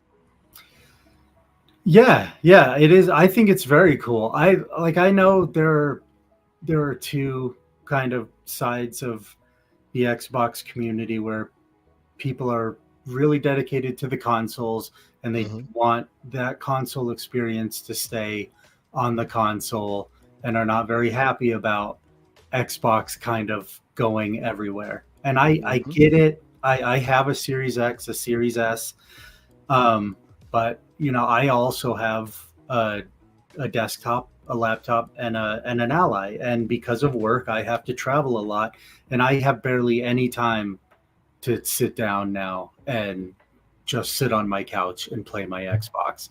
So to me, anytime, like all of these updates, anytime they can get my Ally or PC experience to feel more like an Xbox, I'm all for it. I love every little thing that they're doing. If I could turn on my Ally or a gaming laptop or whatever, and it feel like the console, every step towards that, to me, I'm all about it. I think it's No, I think you and I are kindred spirits, sir. I love being able to play on the big dog machine, and I'll splurge the money and get that. But that doesn't mean I game there all the time. Life happens, man. You gotta if gaming is important with you, you gotta take it on the go. And sometimes these things are necessary. I think this is great. I'm looking forward to the day when they give me this software on my Ally or on my Legion Go or any other handheld device, so I don't have to roll my own DIY solutions. This thing could just be there and solve it for everybody. I think it's awesome. I think it's great that they're doing it. I really do. And by and large, there's a reason why they're doing it, and we're going to talk a little bit about that as well, because people have been talking about, and we'll get into what we think that they mean when they say they're doing technological leap. But I wanted to bring this to the attention of folks, which I thought was super interesting. And the story came out not too long ago, where it seems like they checked the popular games that are being played on all the various platforms, and only 6%, like a very minuscule, 2.6% of games were being played in the single player manner. It's all your multiplayer, all your your repeat, what do they call them? Black hole games. Yeah. Like all of it. The people who are so out and out about the single player, those of us who love that beginning, middle, and end, those of us who love those exclusives, we are such a minute, small aspect of the gaming community. Like, it's all these multiplayer games. It's all the Fortnites of the world. It's kind of scary to see it when they paint that picture so clearly. Like, you are not only the minority anymore, you are a minority within a minority within, like, at this point. It's just scary. I was just stunned at the fact that how many hours are being played by people who just do it on tablets. Like I was telling you before, like, controller, what's a controller? Forget about that. It's all about the tablets. Ownership, what do we own? We own nothing, and that's another story that will come up. Ben, what are your thoughts? Do you play multiplayer games? Are you part of have you joined the new school where it's about playing with your friends in this perpetual world, or how do you feel about it? Are you a gray beard like me? I feel like I kind of got one foot in the door. Like I enjoy, I don't know, I enjoy every kind of game. I get the excitement of just jumping into a game and it not having an end, and you can just drop in, play for a little while, and get out, where it's not as linear.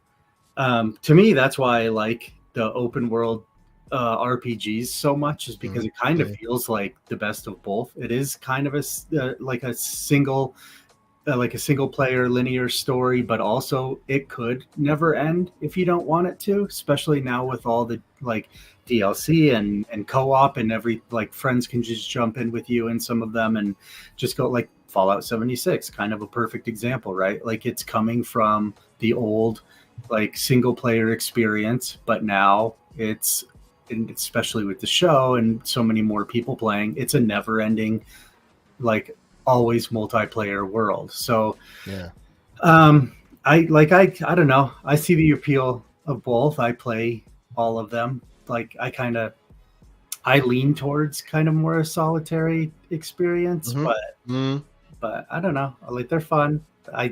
It's crazy it's so much the majority, but 8% of all the games played the entire year have been single player games, and we're talking about games like your Diablo, your Hogwarts Legacy, your Baldur's Gate 3, Elden Ring, and Starfield. The rest is the repeat offenders. Apex Legends, Fortnite, like, just all the black hole suck your life away game. That's what everyone plays. It's kind of nuts, right? Yeah. And it speaks to that idea that people go, oh, we need exclusive games. No one's playing them by and large, and that's what's scary about it. No one's playing them. So will they continue to make these single player games that we love so much? Holly, what are your thoughts? They will. As much as, I mean, you guys were just talking about earlier today about playing Minecraft with your kids, right? So you're part of that. You're part of that group, right? And when you think about like Fortnite, yes, it has been around that long, right? So that counts for a large majority. But think about how much content has been added, right, over that time. It's not like all of these are games that are living, breathing, entities that are moving forward with content, but there's a lot of people who don't play those, right? There's a lot of people who don't play multiplayer stuff hardly at all. They either don't have the time, they don't have the friend base, they don't have the capacity or the want to, have all of that. On XCast this week, we were talking about Destiny 2, right? With this next big expansion coming, right? And like, I haven't played it in like 3 years. And the last time I played it, I jumped in and I was like, my light level isn't great. I don't know what the good gear is. I don't know the meta for now. And I did not have the same group of friends that I do now online. And so even doing raids, right? Sometimes in some games, you have to have your own group to go into a raid with. Yeah. If you don't have that, you can't play. So it's just kind of it's a niche audience, I think, as well, for that kind of stuff. So there's always people who are just looking to sit down. I'm going to give you my money. Give me a game I can sit and play when I want. There's no hassle of any of that kind of stuff. And indies are a big proof of that too, right? If there was a massive player base for indies, they wouldn't be indies, right? And Yeah, people true, wouldn't be constantly making new games, right? Yep. No, I agree with you on that one. And I, for one, am a big indie gamer. I enjoy that. I'll combine my AAA with my indie. But yeah, I feel like more and more it is incumbent upon us to kind of push those indies, because if you don't like where the mainstream is going, it's like it's like music, right?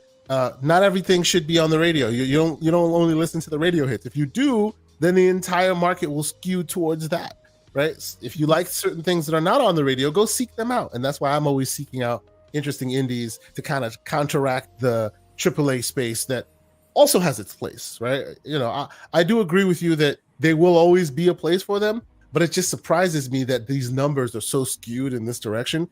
It makes you go, you know, how will they financially keep that up? You know, but think about how many. I mean, think about how we always talk about the casual gamers, right? Like, or the community that plays COD every year, all year, and that's all they ever play, right? Yeah. Like, we as gamers and love of all types of games play everything, right? So you can't. It's hard to fathom somebody who, like, legit. I have a friend that I work with, and he only plays Apex. Like, when I see him turn on his console, all he plays is Apex.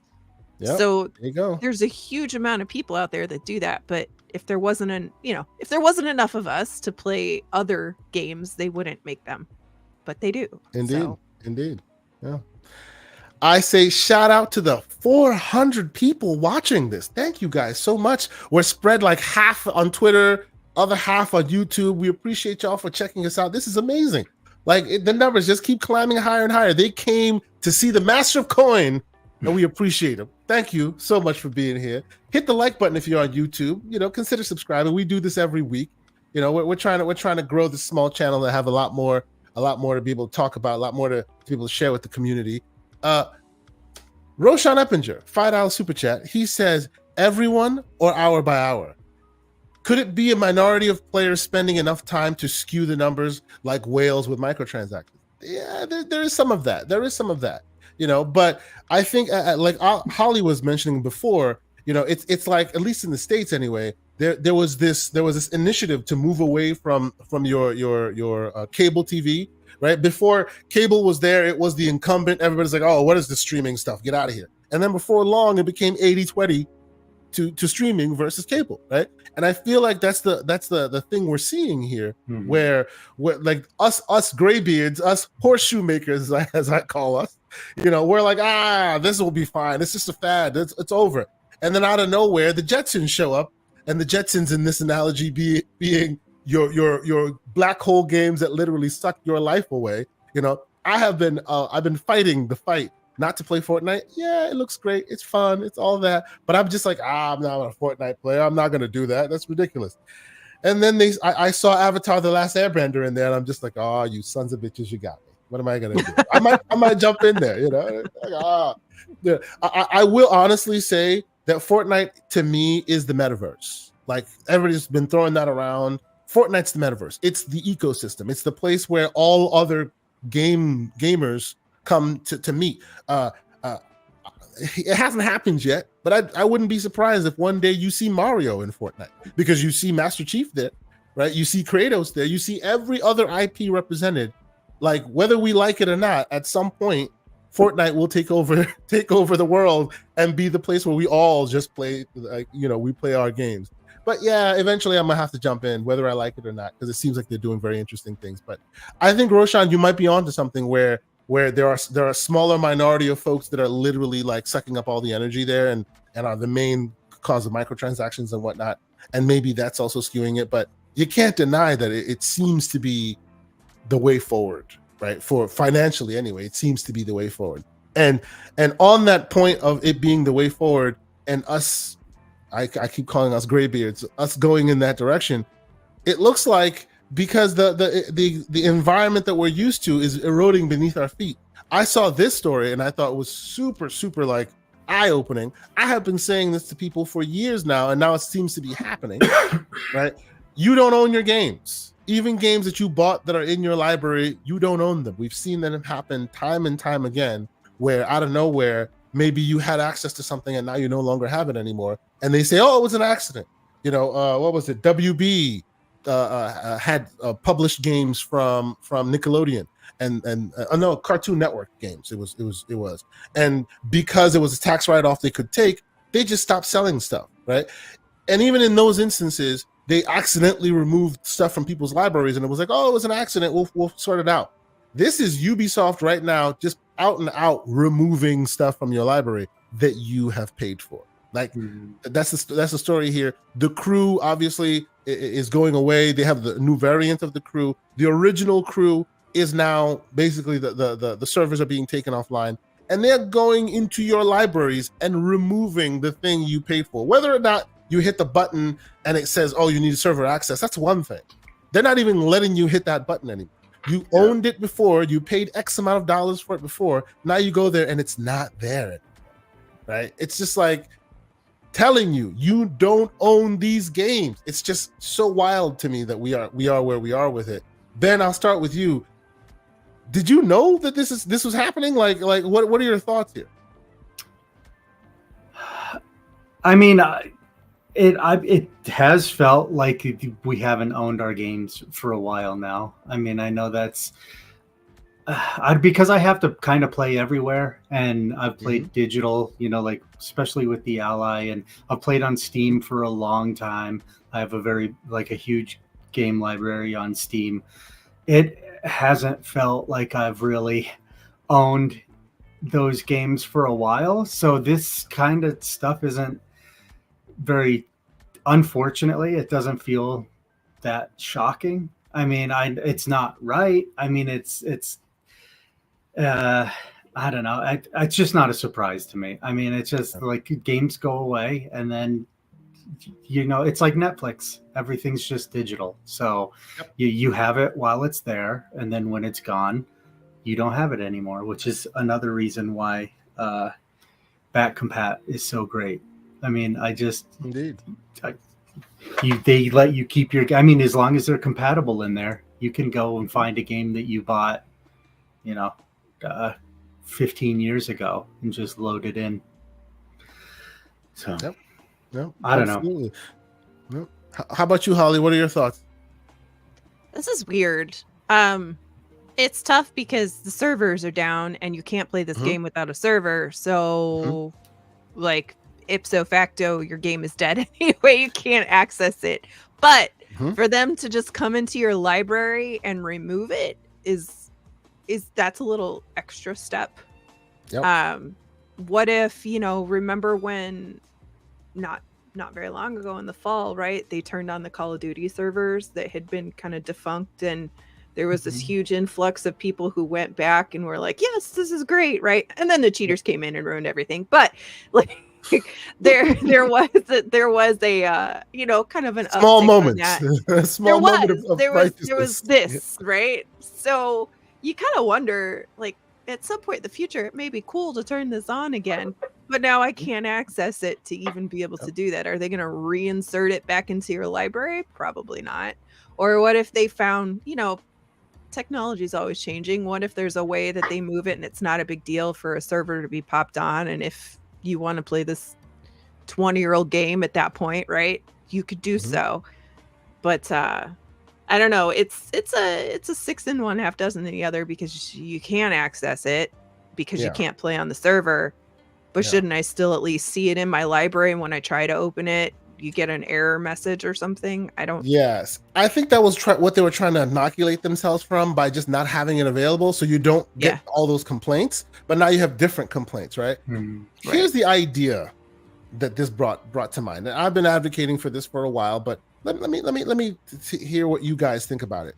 Like the ESRB was brought about because gaming needed some kind of mandate, right? Hey, these are your games. This is how much they'll cost. This is how much they are as far as rating systems, right? And everyone agreed to them. They weren't really a regulatory body, but for gaming, they kind of are a regulatory body, right? I feel like this stuff needs a different regulatory body in gaming. A body that everyone agrees to, that basically is out there to protect the digital rights of the consumer. Because to your point, Holly, it's server connected, you can't access the game, that's it.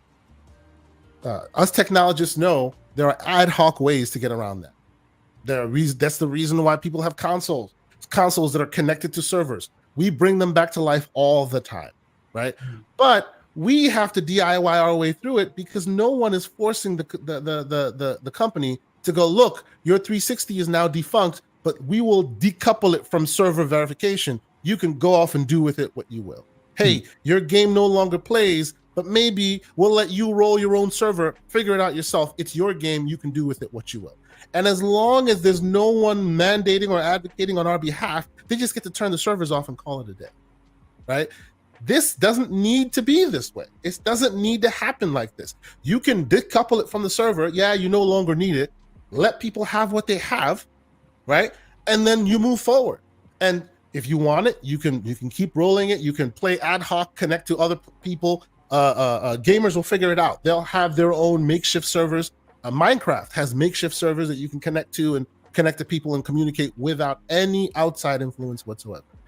I feel like this is a place where it'll keep happening over and over again, unless there's somebody outside, a third party that everyone agrees to that says, hey, when a console is like last gen or 2 gens old, you can't keep mandating that it's connected to a server.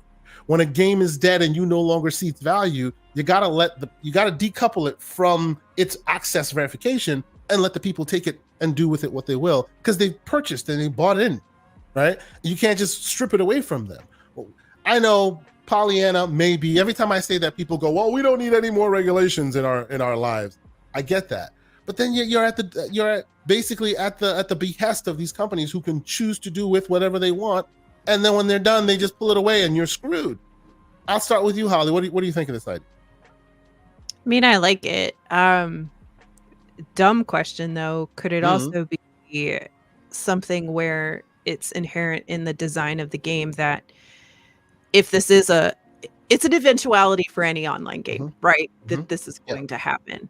But dumb question, I know. But like, what if game development, it became more of a, well, we know eventually this is going to happen, so you have to have some base level of offline play that would be available for somebody to access in the future.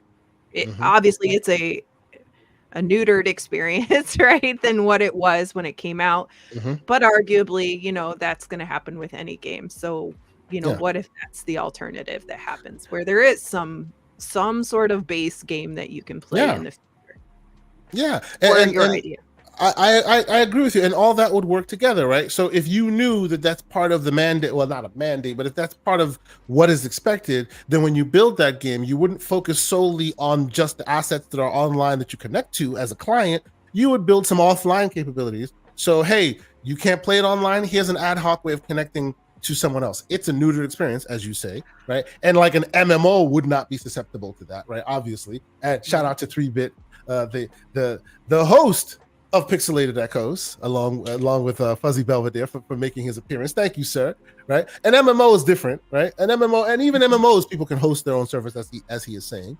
But there's a technological way around these problems. It takes probably more effort. It probably takes more work, right? It might probably takes more hands in the pot. But at the end of the day, you have like Apex. How much money have they collected from their people?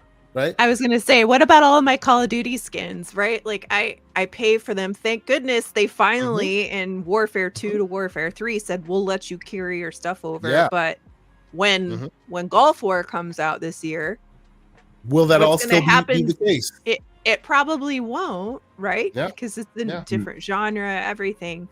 Yeah. But that's always been happening, right? Fortnite. Exactly. Like it's always been happening is that when the game dies, when Destiny 2 is retired, right? All the Destiny is one of the biggest, the most egregious examples. You buy all these story beats, all these amazing stories, and then when they decide to mothball them, you're gone. Like, and where goes your money? Did they give it back to you? Heck no, right? What do you think, Ben? Is there a world where we can fight the good fight and make this a thing? Or as is being said in the chat, the real question is, do people really care? What are your thoughts?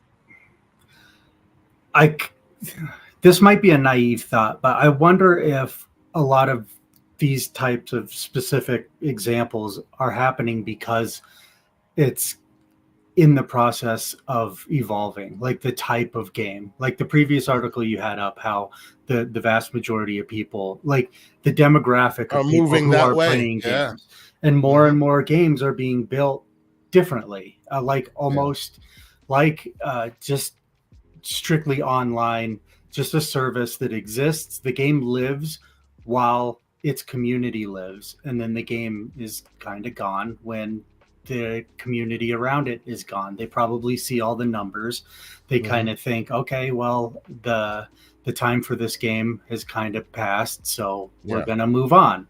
And there are people who want to hang on to them, which understandably we paid our money. And I just kind of wonder, instead of it being like a nefarious like thing where they're just like, we're going to take all your money and then we're going to stick it in a vault somewhere and we decide that you don't get this anymore, rather than it being like a malicious thing.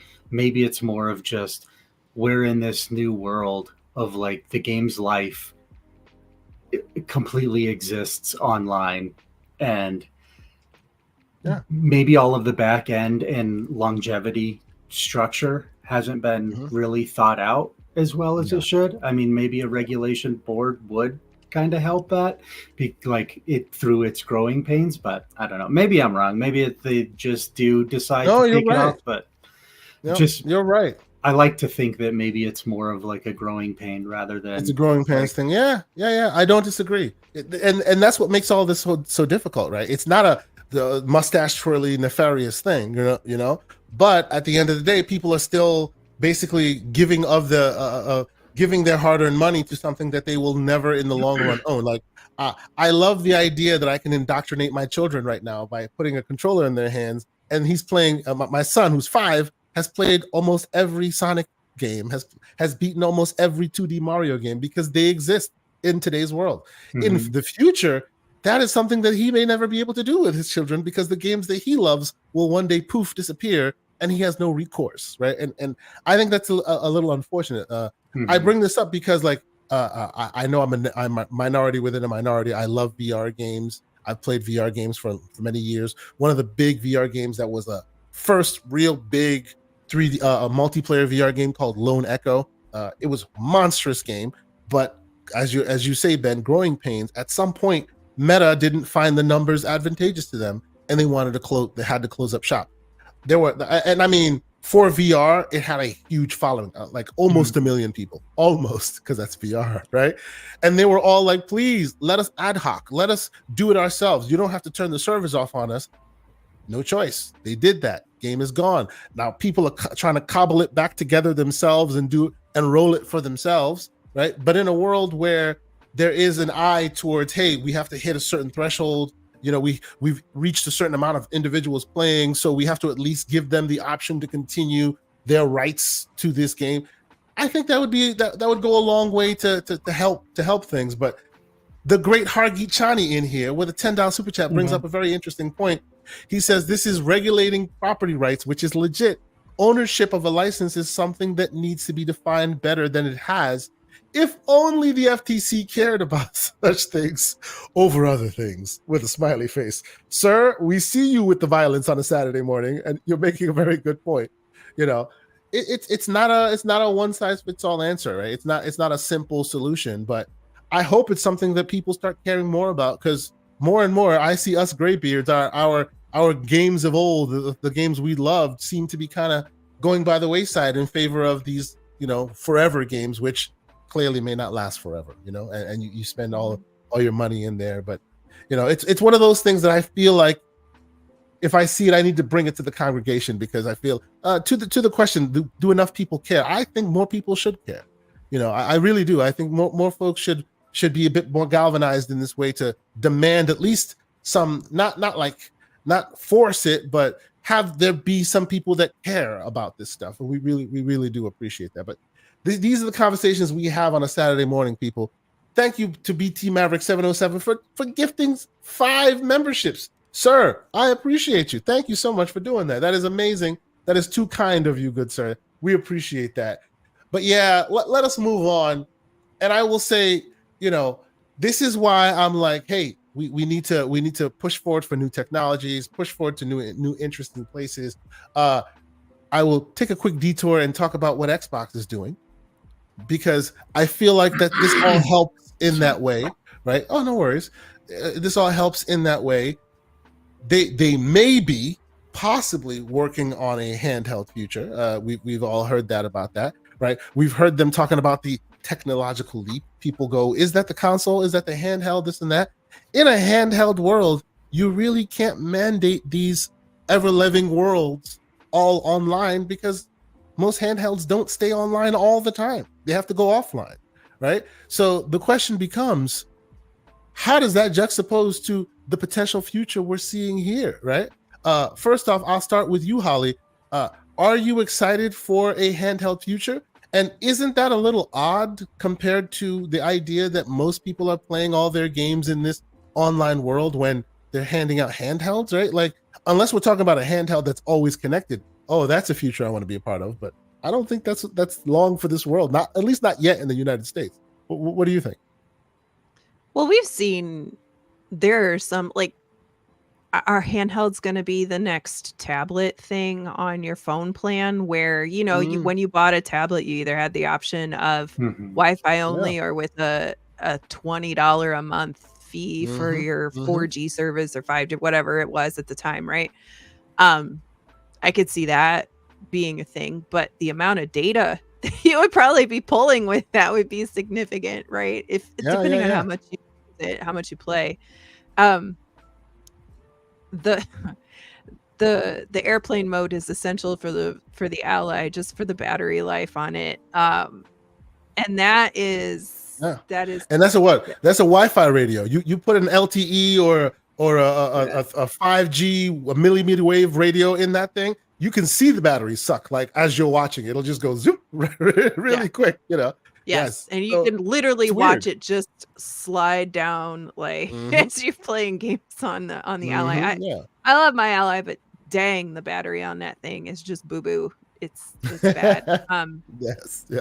It's so I don't know. I think, Xbox has shown a side interest in this, you could say, right? Because they've been supporting the Logitech G Cloud.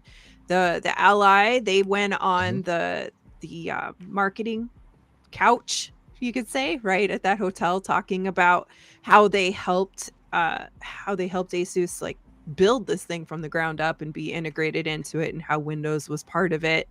And I think that was all a great testing bed for them to see the desire of the community for things like that, truly, and then B, how they could integrate their framework into a handheld without necessarily taking the steps to do that themselves. We talked about it last night. It would be interesting if I think you're right. I think there's going to be 2 SKUs for next gen. I think that's worked out okay with some frustrations, of course, right? We hear a lot of talk about the potato, but I love my S, and I will never complain about the S. It is potato, a fantastic, she says. Yes. I don't like that. I like my S. It served me very well in a lot of ways, and of course my X has too. But the idea of a handheld that docks into your TV, either just as your primary console, or even like the Ally, where they have the expensive dock that upreses and does magical things to your handheld for your gaming experience at home. That for those people who do request a higher end console with greater options or greater functionality, it seems like it wouldn't be that hard, and they could charge, probably at cost for that, and still get a lot of people who are interested in it. Of course, a lot of people means like the core gamer realm who listen to podcasts and talk about this stuff on an everyday basis, which is not the majority of gamers. But Yep. there's a market for that if they find that the analytics on that work out in their Yeah. favor. I'm sure that they would do that. Yeah, But I think a so, too. handheld is coming. But like Mhm. when I was on your show last, Kay, the thing that came up was we were talking about Surface, right? And the Mhm. Steam box Mhm. and all of that stuff, that this idea of this thing. And don't you think it's the same thing though with handhelds? Like they've partnered with these third party companies, right? Like Logitech and Mhm. Asus to do Yeah. these. But Yeah. how do you now come in and create a handheld that is a better experience, that is exactly, you know, kind of what you've Yeah. helped them be, but better, and Mhm. then sell that and not cannibalize the third party market that you've been curating? Good point.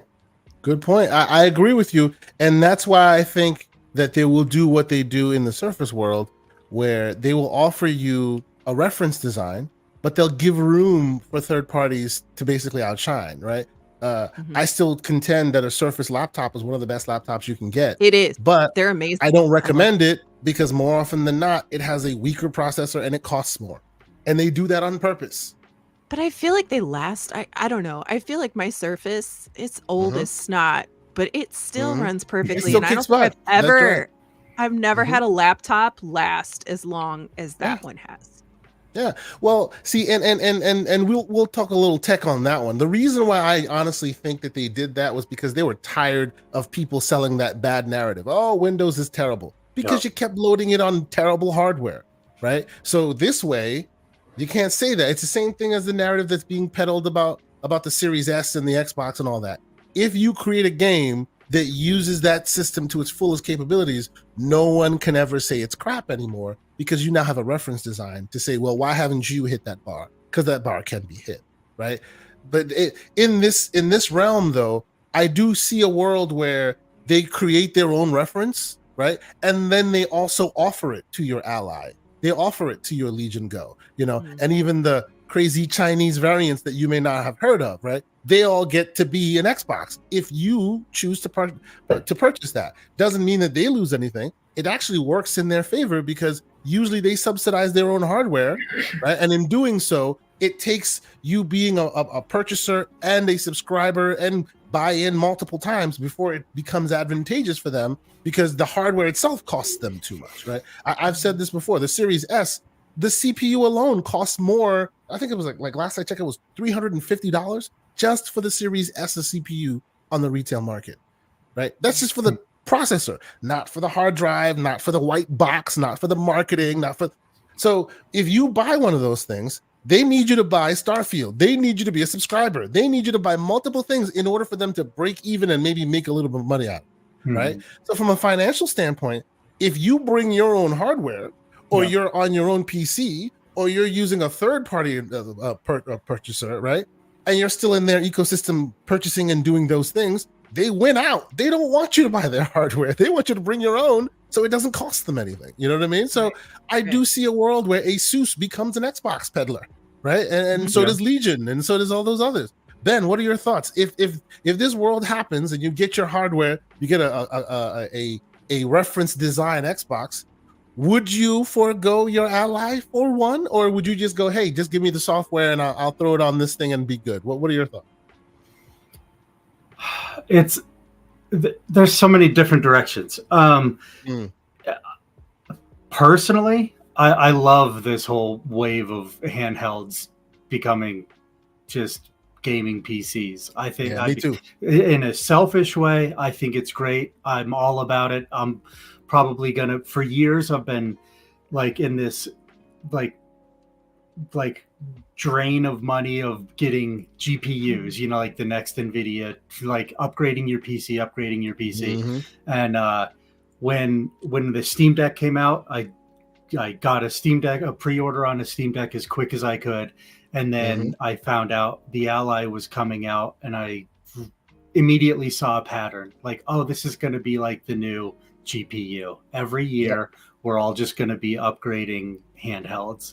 This is, there's going to be a mad dash to get all the pre-orders out and upgrade your handheld as fast as you can. So I see why you would want to build a handheld. I think as a gamer, I don't think the direction or the platform of gaming has ever felt more fragmented. Like it's so unpredictable where things are going to go. Like you were just saying at the beginning, you think controllers are going to be gone. It's all going to be tablets, right? And then we've been throughout the whole show, we've been talking about how these growing pains about the way gaming is evolving. It used to just be you put a box in front of your TV, you sit there and you play it, and you have a cartridge and you own that cartridge. But now it feels the future of gaming feels so unpredictable and so hard to figure out where it's going to go that I think you have to kind of hedge your bets. I think they have to you have to have one to see if you're going to be, where it lands.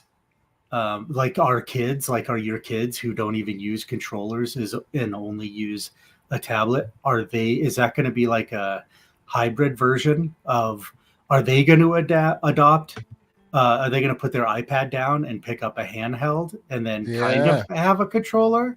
And is that going to be how everybody plays all the casual games? So I think I don't envy hardware people right now. No, absolutely, right. Where the games are going and are they offline versus online? If all of a sudden you turn around and the Series SP, that's your Series S portable. Shout out to Lucius Augustus, he coined that term. I will give you credit for it every time I say it. Imagine that becomes the world. That becomes how a lot of people game. Do you then does that justify you not going full bore into these online only games because you need to account for offline mode? Like there's so much in the sauce at this point. It's very difficult to anticipate where the puck will land. I'm not envious of people like the Wizard, Jason Ronald, who's responsible for making those thoughts in the future. Like I can't imagine how the calculus is for that next gen hardware. You know what I mean? It's really, really difficult. It'd be interesting to see if somebody starts making, how like NZXT, all the towers, and you make the shell, if they started doing that for handheld devices, and you could have like a modular upgradable handheld PC where you can start upgrading the GPU and everything. Which, if you think about that like it sounds weird, but there's more of a realm of possibility of that than not, because most of these things are APUs, which basically are your system on a chip, your processor, your GPU, and your RAM all in one stick. Imagine being able to shove one stick in there, pause, and it then upgrades everything. You know what I mean? Like, because everything else is just the shell. You plug in a new variant, and now you have the upgraded version. Interesting world we might find ourselves, right? A modular handheld console. That would be really cool. That would be really, really cool. Yeah, okay. I think so too. Yeah. Well, you know what? We've been talking about the industry. We've been talking about games.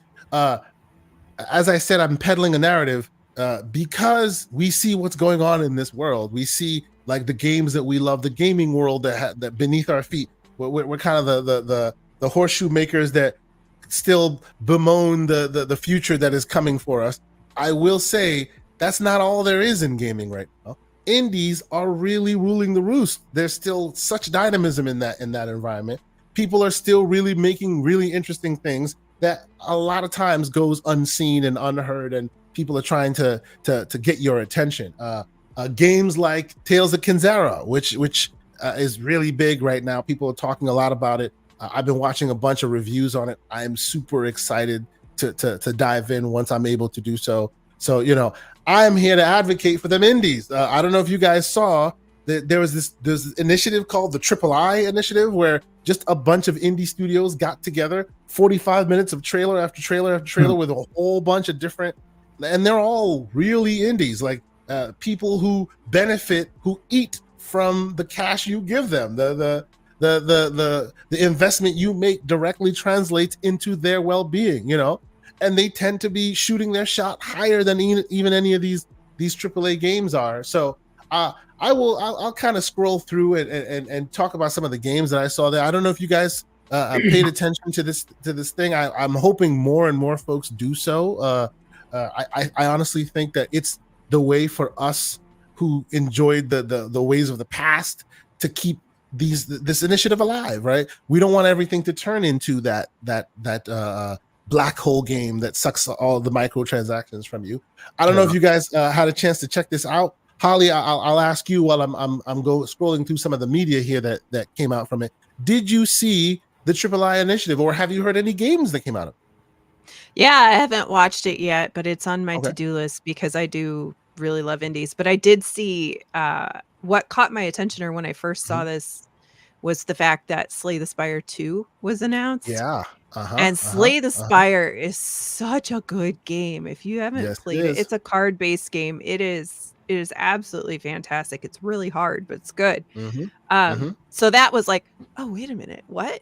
And then I saw this and I was like, I gotta check this out because that game is awesome. And then Vampire Survivors, right, had something announced as well. Vampire Survivors seems to be like joining, getting in bed with any of your other favorite indie developers and publishers. You can get a Vampire Survivor like on almost all things you love. I think the recent one is Contra. You know, the Contra remake that came out. Yep. Now you have Vampire Survivors. Well, Contra inside Vampire Survivors, which is super cool. I'm excited to give that a shot. I'm an unabashed Vampire Survivor lover. So yes, I got that game is so good. It took me a long time before I finally tried it, and now it is I'm crack. Like, it is crack. Is what it is. It is, and it's just now finally going to come to PlayStation. I saw they're going to launch next month. I think. Absolutely. Yeah. I think that was announced at this show as well. Let me see if I can cut through right to the end. That's where they announced it for the PlayStation, and then they also announced that, oh, by the way, Contra is joining Vampire Survivors, which is really cool. Like it makes sense. It absolutely makes sense. You know, that is cool. It speaks to that old school energy. You know, it doesn't cost you much. It's offline. You never have to need an online mode, and it's just, if you are there about those games and you love those games, this thing is just perfect. And it's on everything at this point, even your phone, you know? So I, for one, I'm super excited about it. I saw so many games in this thing. Like my wish list was like, click, click, click, click, like just too many games to wish list. Have you guys ever tried Darkest Dungeon? That's part 2 is coming out. Also a card game. No. It is a card game? It is a card game. Like as you go deeper into the dungeon, the first one anyway, like you start getting cards that make you like lose your mental sanity. Like the world starts playing games with you, and the deeper in the dungeons you go, because it's a roguelike. You're going in, you're dungeon diving, and the more you go into it, the worse and worse it gets. It's really cool. Like it's meant to be interesting and dreary and dark, and it is quite cool. Like it makes sense that they got a part 2 of it, because part 1 did a lot. The part 1 was really awesome. So yes, as you can see, it is a card type of game, very indie spirit type of initiative. So like I want more and more people to jump in and try this. Yes, Pal World. You can say what you want, but Pal World is also an indie game, and they're releasing the arena. They're really going unabashed in the Pokemon direction. What do you guys think? Ben, have you played Pal World? Just a couple minutes. I just jumped into it, and I don't really have too much experience with it, but I'm, as far as the indie thing, I'm anything that supports indies, I'm all about it. I think it's amazing. I love the creativity and what artists are able to do, because it's like that necessity breeds innovation. Right. Yes, like when you don't have that much, but you have an amazing idea. Some of the coolest ideas for games come out of indie games. Like there's some of my all-time favorite games, like Limbo and Braid. Just the concepts that people come up with when they don't have as much. I think that's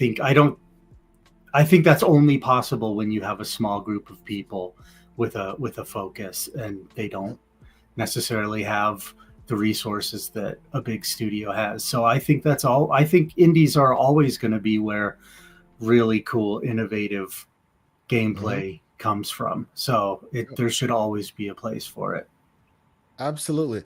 And real quick, what I'm showing off right now, much like I always hold the side eye to Apex Legends because of Apex, I will probably never get a Titanfall. I have always looked at a side eye to Assassin's Creed because of Assassin's Creed, my favorite franchise, Prince of Persia, would not be coming back. But it looks like we're getting a lot more Prince, because not only did we get that awesome one from Ubisoft recently, which not enough people played. More people should play that. This is another Prince of Persia game that was announced by a company called Evil Empire, and they're just taking it in a completely different direction. I'm talking roguelike element. Like, let me see. This is only that was the cutscenes to it, but these are actually gameplay elements from it, and it is a roguelike that in all sense of the word, and it's the Prince of Persia formula that you know and love. It's got the time mechanics and all of that. Super interesting, right? I am so excited for a world where all these things can exist. I love the art style. It's very painterly. You know, they're doing different things, and it's not something that you can tell that a AAA company would be afraid to shoot their shot and do something different with this franchise. But these guys are doing that, and obviously it's an IP that they have the opportunity to do that with. I'm super excited to try this stuff out, right? And I feel like there is a future where these are the only ways you get something new and interesting in with franchises you may love or may not have heard of before. You got to let the indies play, right? And I honestly think that this is the way forward. You know, I see folks in the chat already also talking about some super interesting things. Hyperlight. I don't know if you guys have ever heard of Hyperlight Breaker. Well, no. Hyperlight Drifter was the first one, which was like a really awesome indie game that came out some years back.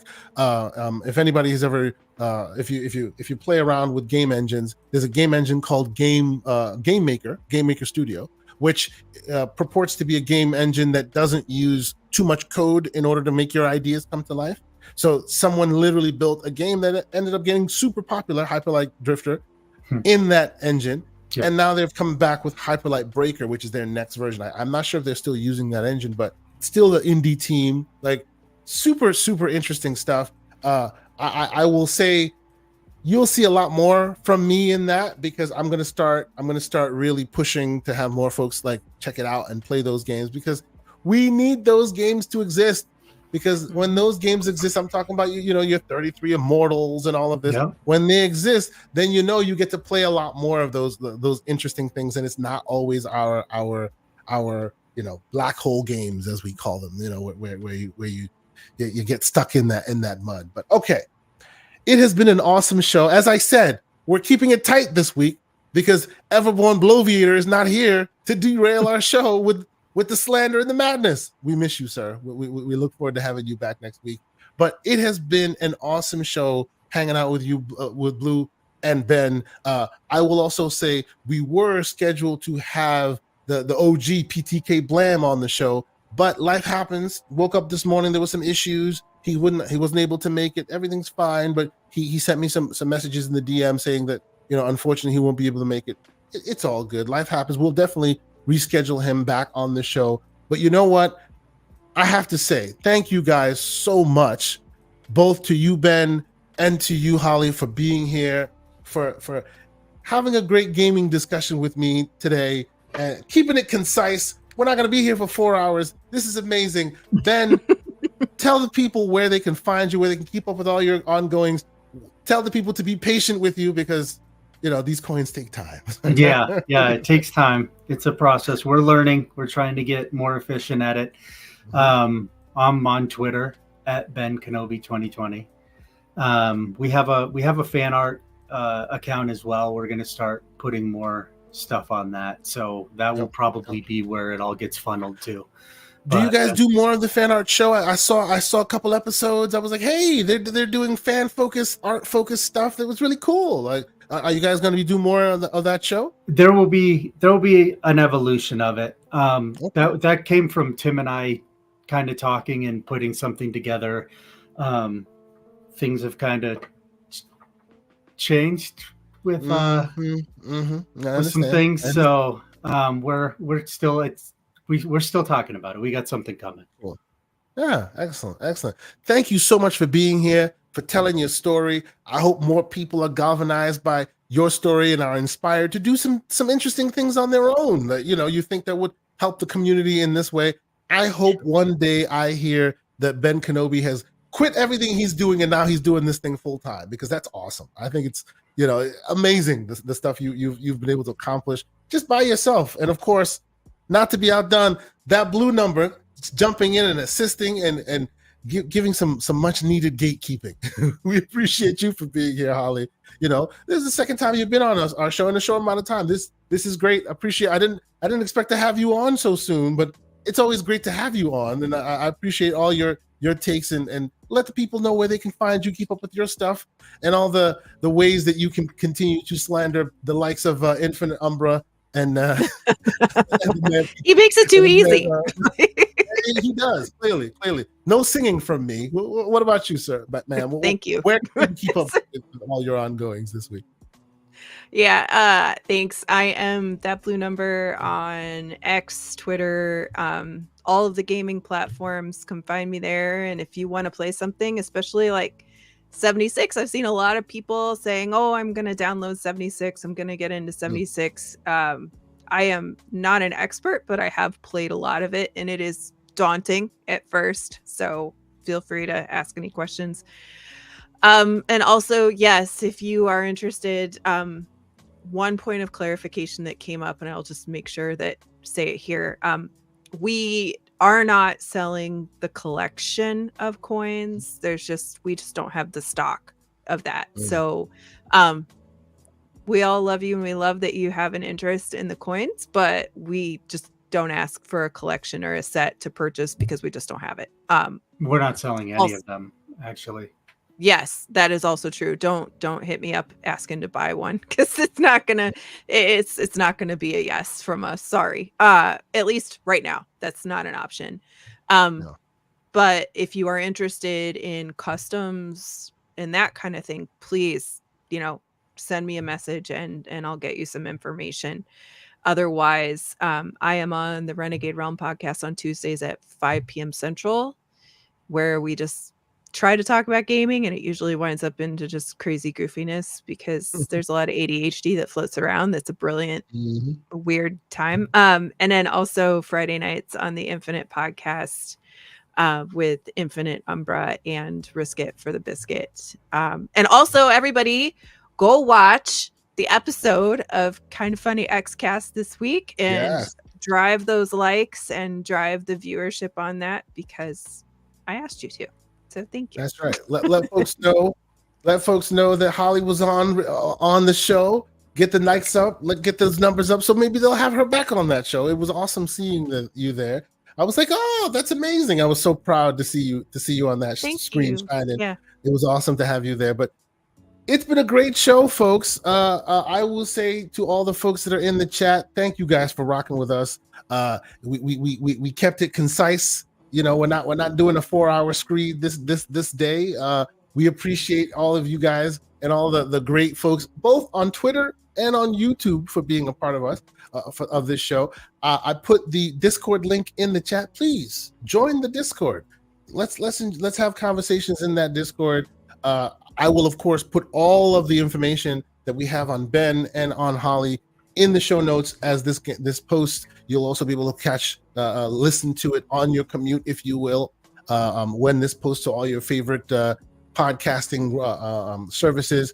It's been a great conversation. I've loved every minute of it. This has been so cool. A lot of great community members have been here supporting. We love y'all. This is great.